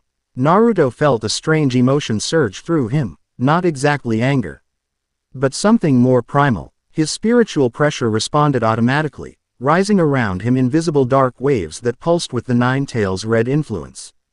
Grimmjow's express. Sion shifted from dismissive to intrigued. Ah, there it is. That's definitely Aizen's spiritual signature, with something else mixed in.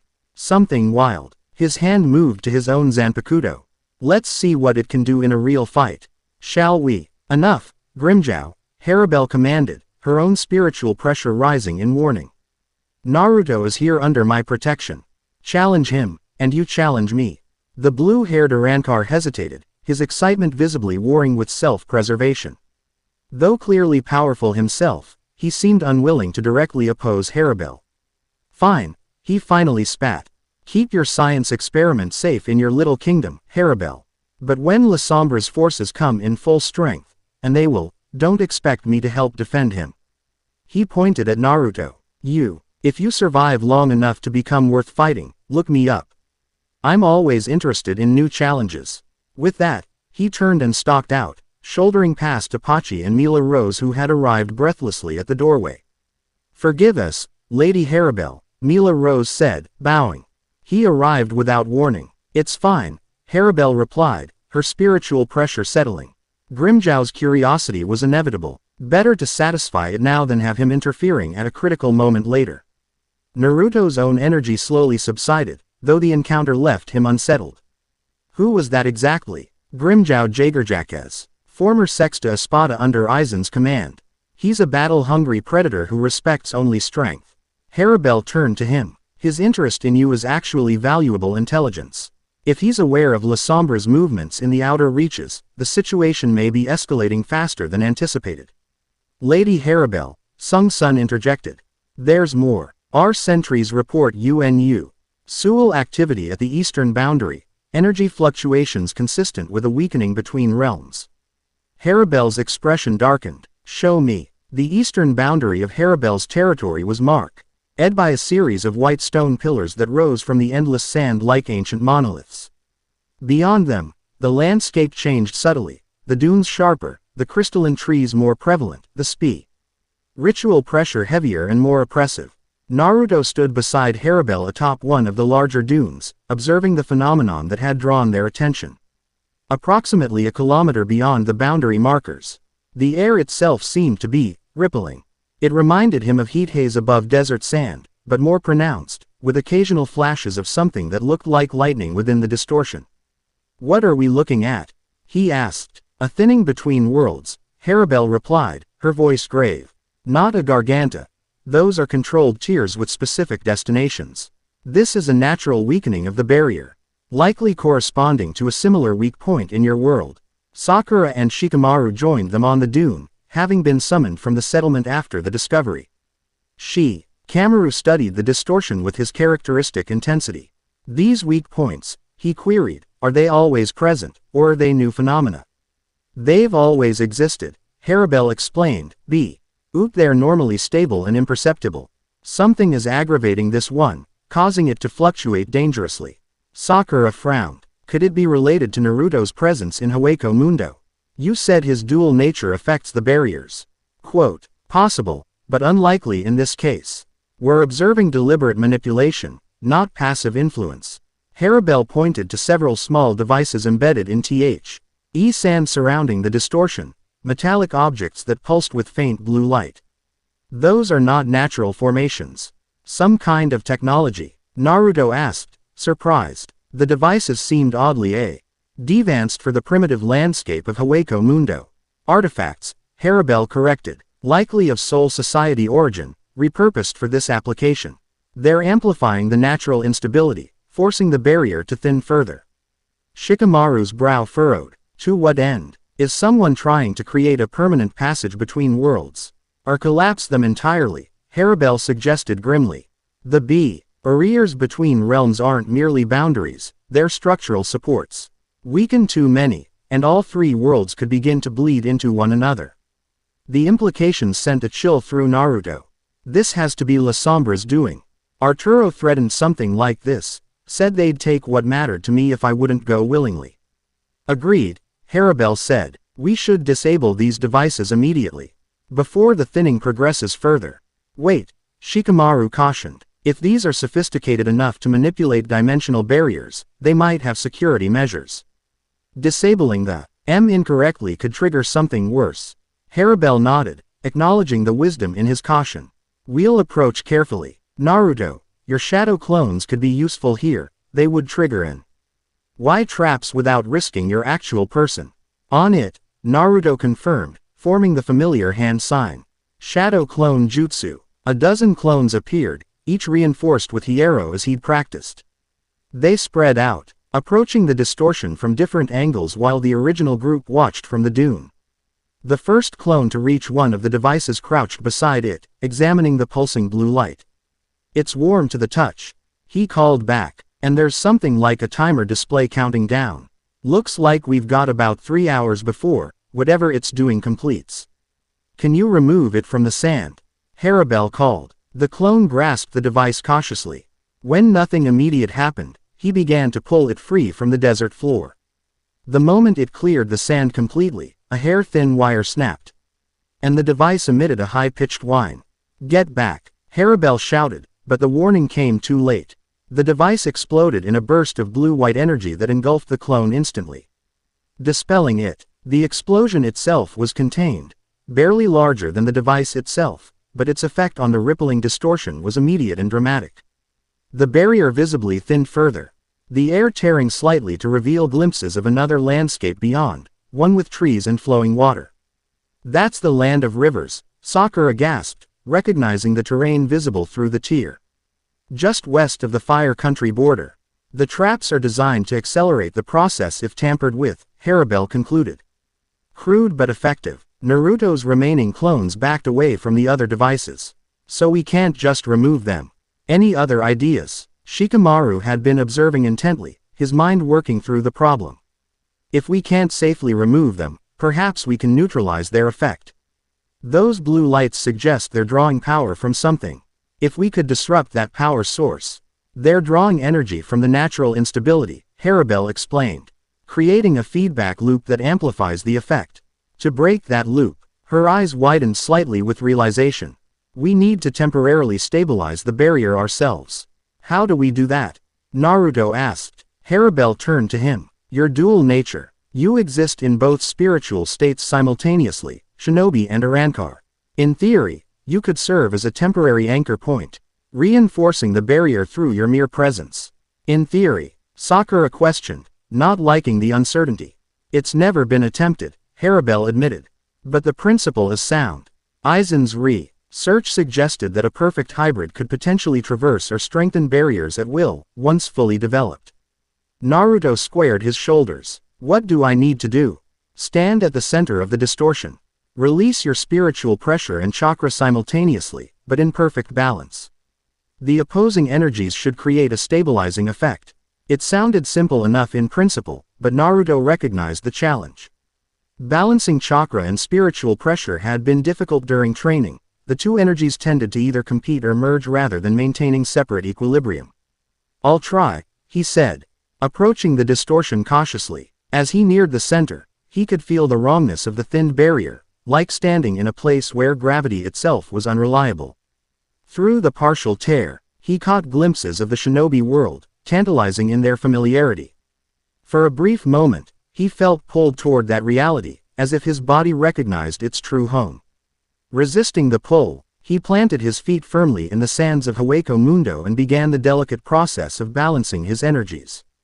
Chakra flowed naturally, responding to his practiced control. Spiritual pressure rose to meet it, heavier but equally responsive now after his training. The challenge came in maintaining them as distinct forces rather than allowing them to merge as they had during his partial resurrection. He visualized them as two spheres orbiting a central point, separate but harmonized, balanced in perfect opposition. Around him, the distortion responded immediately. The rippling slowed, the tears began to seal. The flashes of lightning diminished in frequency. The glimpses of the land of rivers faded, the barrier reasserting itself. It's working, Harribel called, her voice sounding distant through Naruto's intense concentration. Maintain that balance while we neutralize the devices. With the barrier temporarily stabilized, Shikamaru directed the remaining Shadow Sea loans to carefully sever the power connection between the devices and the distortion. Without the natural instability to feed on, the blue lights on the artifacts dimmed and eventually went dark. Naruto held his position for several more minutes to ensure the barrier had fully restabilized before carefully releasing the balanced energies. When he finally stepped away from the center, the rippling had stopped entirely, leaving only undisturbed air where the distortion had been. Well done, Harribel said as he rejoined the group. There was genuine approval in her voice, perhaps even a hint of pride. Few Arankar could have achieved such precise energy control, let alone maintained it while others worked. This was just one site, Shikamaru pointed out, ever practical. If La Sombra is targeting weak points between worlds, there could be dozens more like this. Agreed, Harribel said. We should collect one of these devices for study. Understanding their mechanism may help us develop countermeasures for other sites. One of Naruto's clones carefully retrieved a now dormant device, confirming it was completely inactive before bringing it to Shikamaru, who secured it in a sealing scroll for transport back to Konoha. As they prepared to leave the boundary, Naruto turned to Harribel. You said these weak points have natural counterparts in my world. Does that mean there's a corresponding thin spot in the land of rivers right now? Yes, she confirmed, though it should be stable now that we've neutralized the amplifying devices on this side. Still, Sakura interjected, we should inform Kakashi-sensei about the location. If La Sombra is targeting these points, they might attack from both sides. Naruto nodded, but something else was bothering him. How did they know where to place these devices? Finding natural weak points between worlds can't be easy. An excellent question, Harribel acknowledged. Either La Sombra has extensive knowledge of the barriers between realms, or they have a map. Shikamaru finished, and the most likely source of such information would be Aizen's research, Harribel confirmed. His study of the barriers was comprehensive. If La Sombra has access to his records, The implication hung heavily in the air. Someone was following Aizen's work, perhaps even continuing it, with unknown but clearly destructive goals. We need to return to my fortress. Harribel decided. I have records of my own that might help us understand what we're facing. Back at the White Fortress, Harribel led them deeper into the structure than they had ventured before. The corridors grew narrower, the ceilings lower, creating an atmosphere of increasing privacy and security. Finally, they arrived at a chamber sealed by a heavy door that responded to Harribel's spiritual pressure, sliding open soundlessly.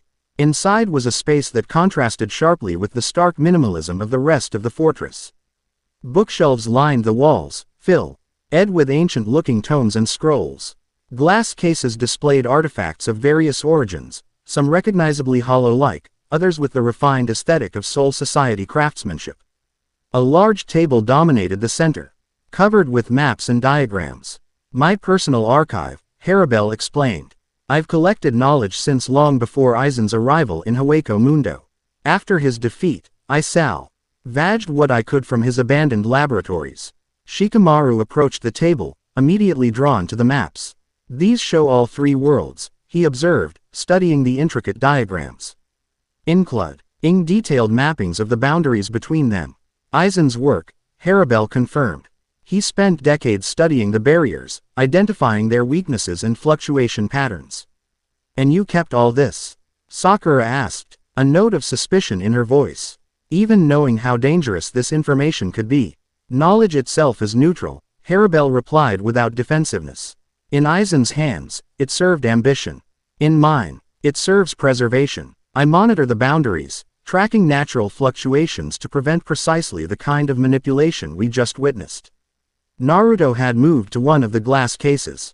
Drawn by an object within, a small cube that seemed to shimmer with inner light despite the absence of any visible power source. What's this? He asked, sensing something oddly familiar about it. Harribel approached, standing beside him to view the artifact. A fragment of the Hogyoku, the orb of distilled souls that Aizen used to break down barriers between Hollow and Shinigami. Most of its power is gone. But even this remnant contains valuable information about spiritual transformation. It feels like it's responding to me, Naruto murmured, noticing how the inner light pulsed slightly stronger as he neared the case. It would, Harribel said. You are, in a sense, a living embodiment of what the Hogyoku was designed to achieve, the perfect integration of disparate spiritual natures. Shikamaru had spread one of the maps across the table and was tracing lines between marked points. These must be the natural weak points in the barriers, he said. There's a pattern to their distribution. They're not random. They form a network. Harribel joined him at the table. Correct. Aizen theorized that the three worlds are connected by spiritual ley lines, channels of energy that run between realms. Where these lines cross, the barriers naturally thin. And if someone were to disrupt all these crossing points simultaneously, Sakura began, the barriers would collapse entirely. Harribel finished gravely, resulting in a catastrophic merging of realms. Naruto turned from the Hogyoku fragment. Is that what La Sombra wants? To merge the worlds? Perhaps, Harribel replied, or perhaps they simply wish to create enough instability to force concessions from those who maintain the current order. Like using me as a bargaining chip, Naruto concluded. Threatening to destroy the barriers unless I surrender myself. A plausible strategy, Harribel agreed. Your abilities could potentially be used to either repair or further damage the barriers. You represent both threat and solution. Shikamaru had been counting the marked crossing points on the map. There are 17 major intersection points. We've secured one. That leaves 16 potential targets. We can't possibly defend all of them, Sakura pointed out. Not while split between two worlds with limited understanding of what we're facing. Harribel was quiet for a moment, considering. There may be another approach. Rather than trying to protect each weak point individually, we could attempt to strengthen the barriers as a whole. How? Naruto asked. Through you, she said simply, meeting his gaze. With proper training, your dual nature could potentially reinforce the entire network, making it resistant to localized manipulation. The weight of responsibility settled over Naruto, a familiar burden. But in an entirely new context. You're talking about me becoming some kind of dimensional anchor. In essence, Yes, Harribel confirmed. It would require mastery of both your shinobi abilities and your Arankar powers, maintained in perfect balance. Like I did at the disruption site, Naruto recalled. But on a much larger scale. And sustained indefinitely, Harribel added. It would become part of who and what you are, your purpose, in a sense. The prospect was daunting. Naruto had always envisioned his future in terms of protecting the village, becoming Hokage. Continuing the legacy of those who came before.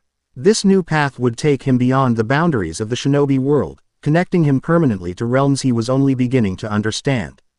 I need time to think about this, he said finally, and we need to report back to Kakashi-sensei anyway. Our 2 days are almost up. Harribel nodded. A wise approach. Such decisions should not be made hastily.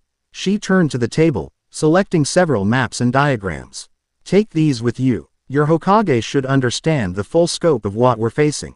As she gathered the materials, an alarm suddenly blared throughout the fortress, a high, keening sound that set Naruto's teeth on edge. Seconds later, Apache burst into the archive, her expression urgent. Lady Harribel, we're under attack. Multiple Garganta have opened at the perimeter. Hollows are pouring through, led by Arankar bearing La Sombra's mark. Harribel moved immediately, her hand going to her Zanpakuto. How many? At least 100 hollows. With 5 or 6 Arankar directing them, Apache reported. Mila Rose and Sung Sun are organizing our defense, but they're targeting the main gate specifically. They know exactly where to hit us. They're after the maps, Harribel concluded. Or perhaps they track the spiritual pressure spike from the boundary incident. She turned to the shinobi. This is not your battle. You should return to your world immediately. Not a chance, Naruto replied without hesitation.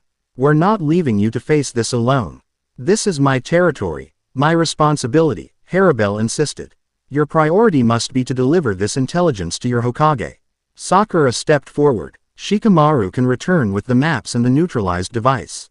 Naruto and I will stay to help defend your fortress. It's the least we can do after you've shared so much with us. Shikamaru looked like he wanted to object, but after a moment's consideration, he nodded. Tactically sound. ICA. Brief Kakashi-sensei and begin organizing defenses for our side of the barriers. You two join me when the situation here is stabilized. Harribel assessed them briefly, then gave a single nod of acceptance. Very well, Apache. Escort Shikamaru to the secure Garganta chamber and ensure his safe passage to the shinobi world. Naruto, Sakura, follow me to the main gate. As they rushed through the corridors of the fortress, the sounds of battle grew louder, roars and explosions punctuated by the distinctive report of Sero blasts. When they emerged onto a high balcony overlooking the main entrance, the scale of the attack became clear. A seething mass of hollows surged against the defensive perimeter, where Arankar loyal to Harribel fought to hold them back. The attackers varied in size and form, some resembling animals, others bearing more humanoid shapes, all wearing the signature white masks of their kind. Directing them were several figures in white uniforms similar to Harribel's but RKED with a black symbol on their backs, a stylized eye within a crescent moon. La Sombra's insignia, Harribel explained, noting Naruto's attention to the symbol. These are organized forces, not random hollows. Below, Mila Rose and Sung Sun fought back to back, their released Resurrection forms giving them greater power against the overwhelming numbers. Mila Rose had transformed into a leonine warrior wielding a massive broadsword, while Sung Sun had taken on serpentine characteristics, wielding a lance-like weapon that she could separate into segmented whips.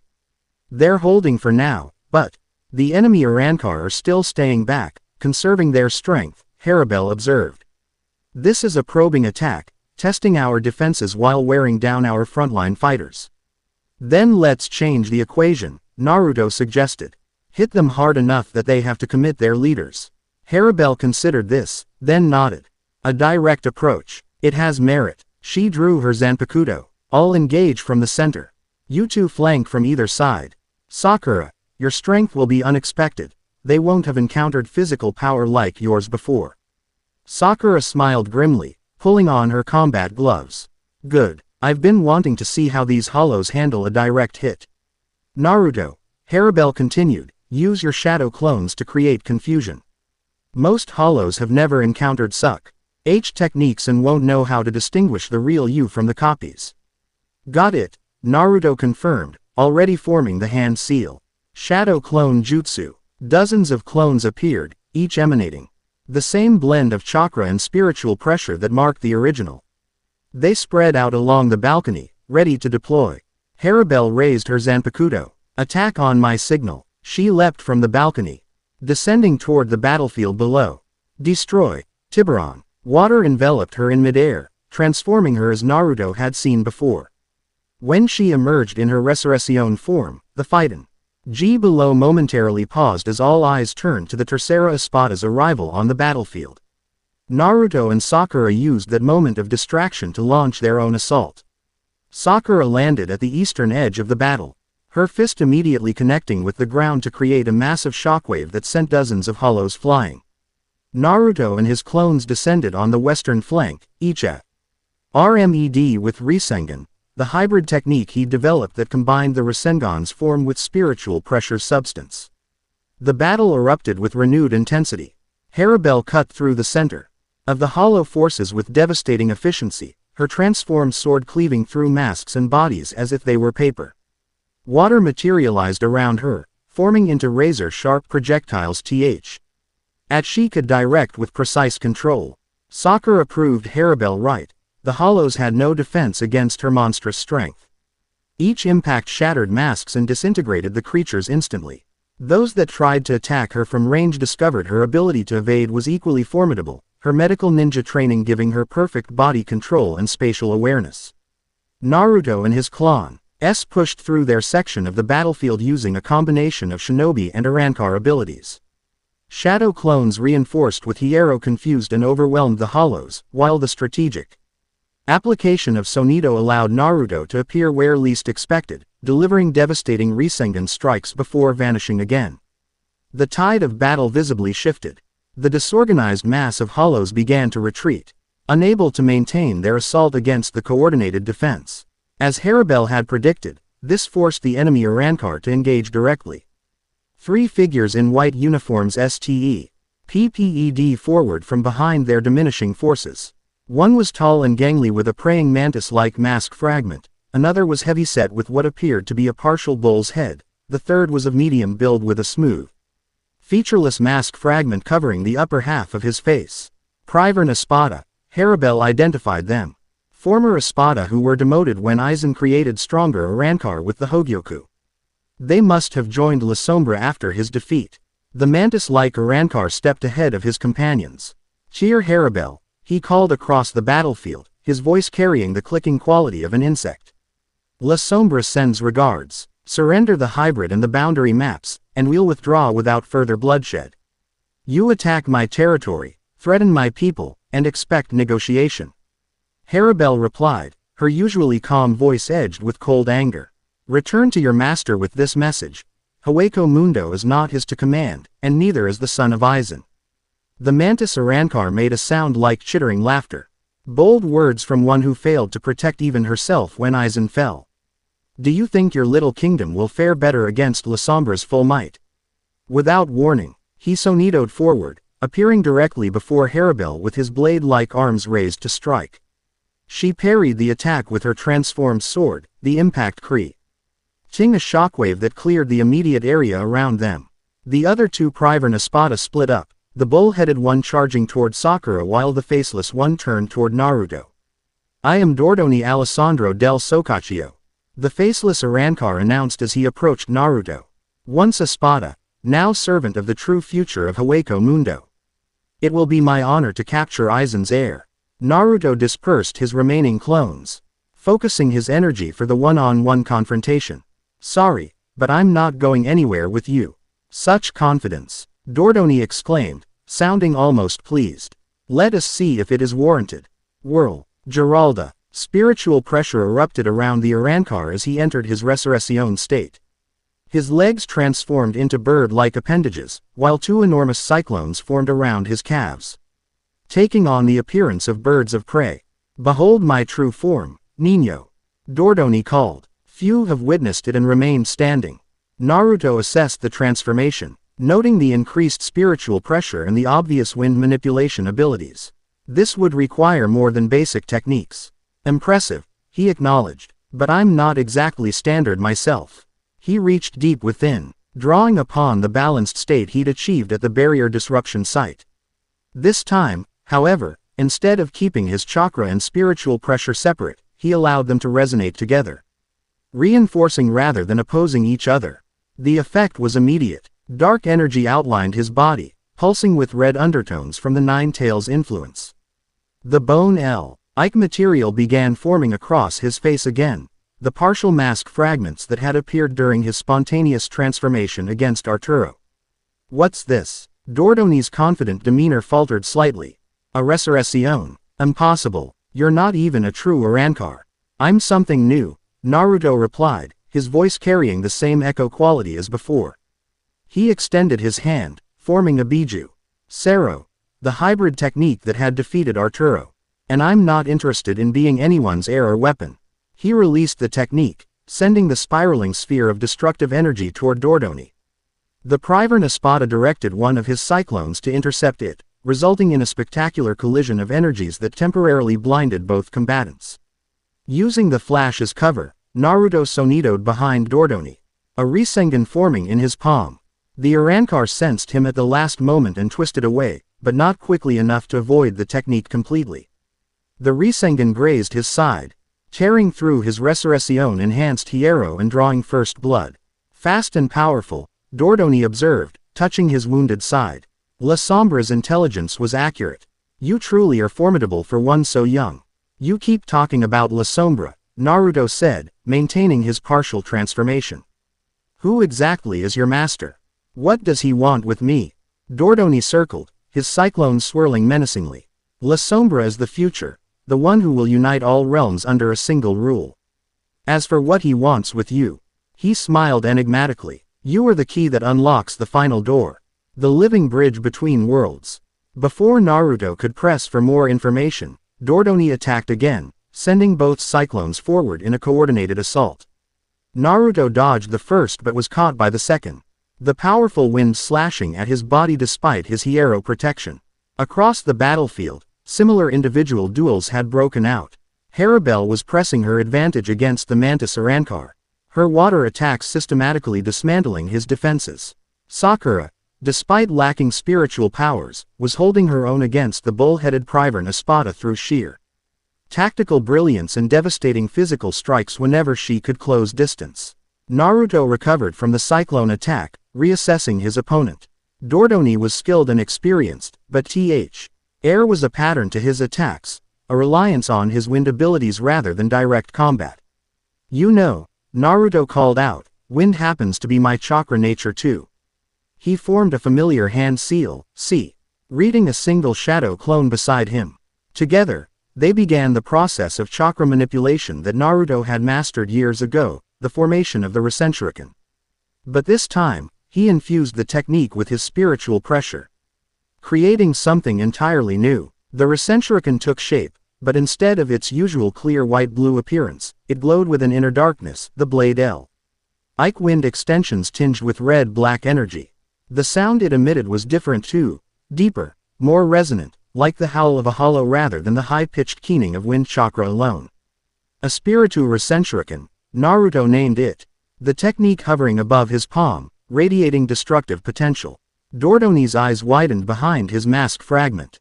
Fascinating, he murmured, genuine appreciation in his voice. Such innovation in combat, it's almost a shame too. He never finished the sentence. Naruto hurled the technique with perfect accuracy, its speed enhanced by his spiritual pressure. Dordoni attempted to block with both cyclones simultaneously, but the Espiritu Rasenshuriken cut through them like they weren't there, continuing on to impact directly with the Arankar's chest. The technique expanded upon contact, creating a sphere of violently swirling wind and spiritual energy that completely engulfed Dordoni. When it finally dissipated, the Priver Espada remained standing, but his resurrection was broken. His uniform in tatters, blood flowing from countless microscopic wounds where the technique had severed his spiritual body at the cellular level. Magnificent, Dordoni gasped, swaying on his feet. Truly worthy. He collapsed to his knees, using his sword to prop himself up. La Sombra was right to fear and covet you.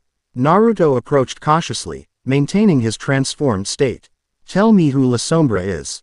A name, a description, something I can use. Dordoni coughed, blood speckling his lips. He is the shadow cast by Aizen's ambition. The heir to his true vision. His eyes, glazing with pain, focused briefly on Naruto. And he knows you, Nino. Better than you know yourself.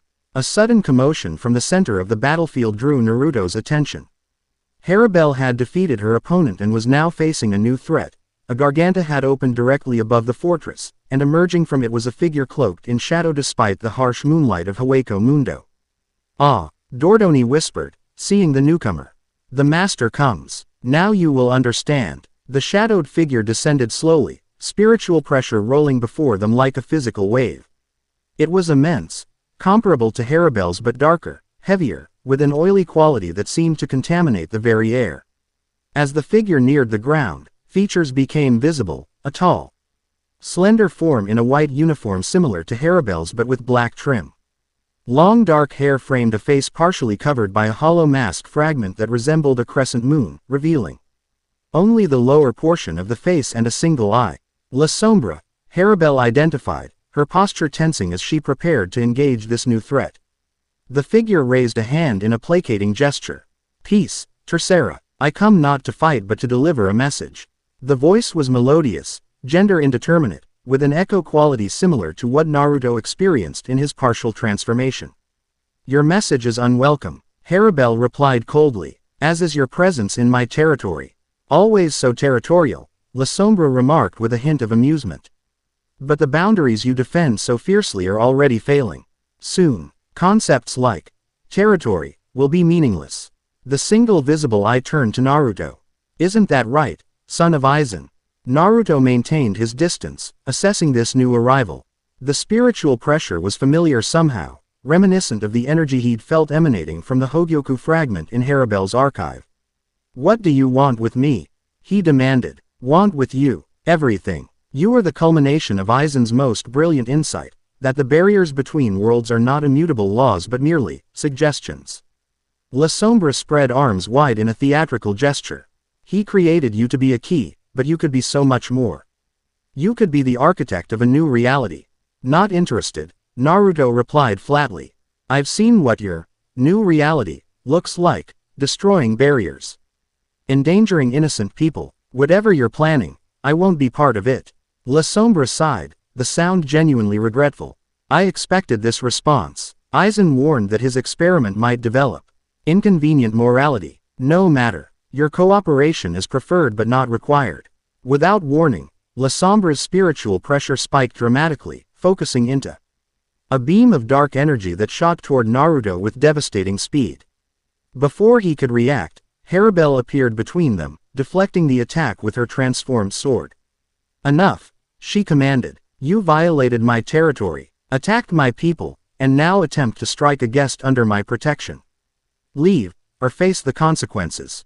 La Sombra tilted their head, the single visible eye narrowing.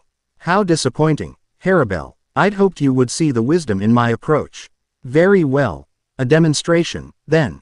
With a gesture, La Sombra opened another garganta, but this one was different, instead of the usual darkness. It revealed a familiar landscape. Naruto recognized it instantly as the outskirts of Konoha, specifically the training grounds where Team 7 had first formed. But something was wrong. The sky above Konoha rippled with the same distortion they'd neutralized at the eastern boundary, only vastly larger. As they watched, multiple tiers began to form in the air, and through them poured hollows, dozens, then hundreds. Descending upon the unsuspecting village.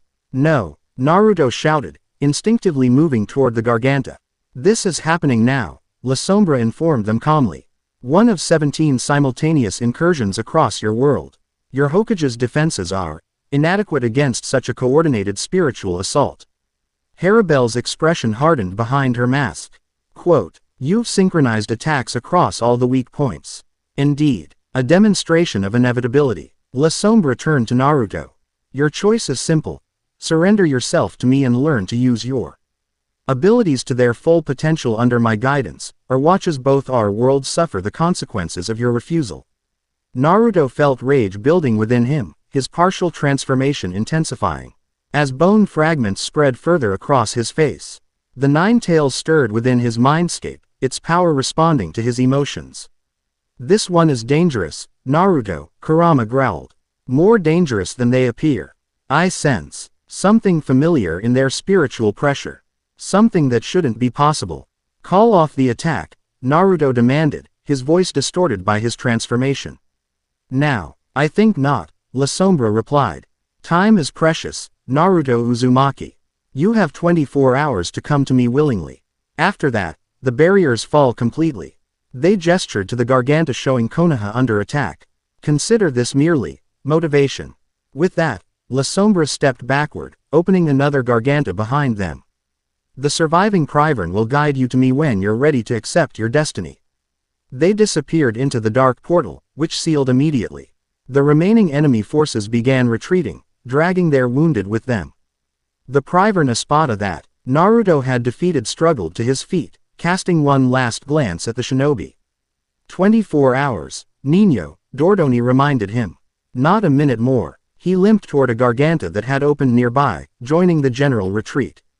As the last enemies disappeared, Naruto's transformation gradually receded, the bone fragments dissolving as his spiritual pressure settled. The Garganta showing Konoha remained open. The sounds of battle audible through the dimensional window. "We need to go back," Naruto said urgently. "Konoha is under attack." Harribel returned to her base form, her resurrection fading as she assessed the situation. This was La Sombra's plan all along. Draw us to Hueco Mundo, then strike at what you value most. Sakura joined them, bruised but triumphant from her own battle. "We need to get back immediately. Can we use that?" She pointed to the Garganta La Sombra had left open. "No," Harribel warned. "It's not a true passage but a window, meant to torment us with the view. We'll use a proper Garganta." She sliced the air with her Zanpakuto, opening a dark corridor. "This will take us directly to Konoha." As they prepared to enter, Naruto turned to her. "Thank you. For defending me, for teaching me. For everything." Something softened in Harribel's teal eyes. "Your enemies are becoming mine, it seems. Such is the nature of alliance." But Naruto sensed there was more to it than political expediency. The way she had placed herself between him and La Sombra's attack spoke of something deeper, a genuine concern that transcended tactical necessity. "Will you come with us?" he asked. "Konoha could use your strength right now." Harribel hesitated, then nodded once. "I will come. The balance between worlds is at stake, and that concerns all realms." She glanced back at her fortress, where her Fracken were organizing the remaining defenders. "Apache, Mila Rose, Sung Sun, secure the fortress. I will return when I can." Her three loyal followers looked concerned but nodded in acceptance. "Be careful, Lady Harribel," Sung Sun cautioned. "We cannot afford to lose you." "I am not so easily lost," Harribel assured them, then turned back to the waiting Garganta. "Let's go. Your village needs you." They emerged from the Garganta into chaos. Konoha's defenses were fully engaged against waves of hollows pouring through multiple tiers in the sky above the village. Shinobi fought valiantly but with limited effectiveness, their jutsu often passing harmlessly through the spiritual bodies of their attackers. Only those with significant chakra reserves, Joninla, Vel Shinobi and above, seemed capable of affecting the hollows directly. Kakashi was at the front lines, his Chidori proving remarkably effective against the spiritual entities. Nearby, Rock Lee and MI.GHT Guy were managing to land physical blows through sheer speed and power, while Hinata and the other Hyuga used their gentle fist to disrupt the hollows, spiritual forms. Naruto took in the situation at a glance, his tactical mind assessing priorities. "We need to close those tiers first. As long as they're open, more hollows will keep coming through." Harribel studied the dimensional rifts. Air being maintained artificially, similar to the devices we found at the eastern boundary. There must be anchor points. Sakura pointed to several rooftops where small, pulsing objects could be seen. "There. Just like the ones in Hueco Mundo. I'll take the north and east quadrants," Naruto decided, already forming shadow clones. Sakura, coordinate with the medical teams, they'll need guidance on treating spiritual injuries. Harribel, I'll secure the southern approach, she stated. And close any tiers I encounter.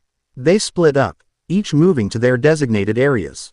Naruto and his Shadow clones spread throughout the northern section of the village, using their newfound ability to sense spiritual pressure to locate the devices maintaining the tiers. Unlike in Hawako Mundo, these cool DB safely disabled from the shinobi world side. A quick application of spiritual pressure overloaded their mechanisms, causing them to shut down without the explosive failsafe they'd encountered before. As each device deactivated, the corresponding tear began to close, cutting off the flow of hollows into the village. Those already present remained a threat, but at least their numbers would no longer increase. Naruto encountered Shikamaru coordinating a defensive perimeter near the academy. His friend looked exhausted but determined, his shadow jutsu proving unexpectedly effective against the hollows.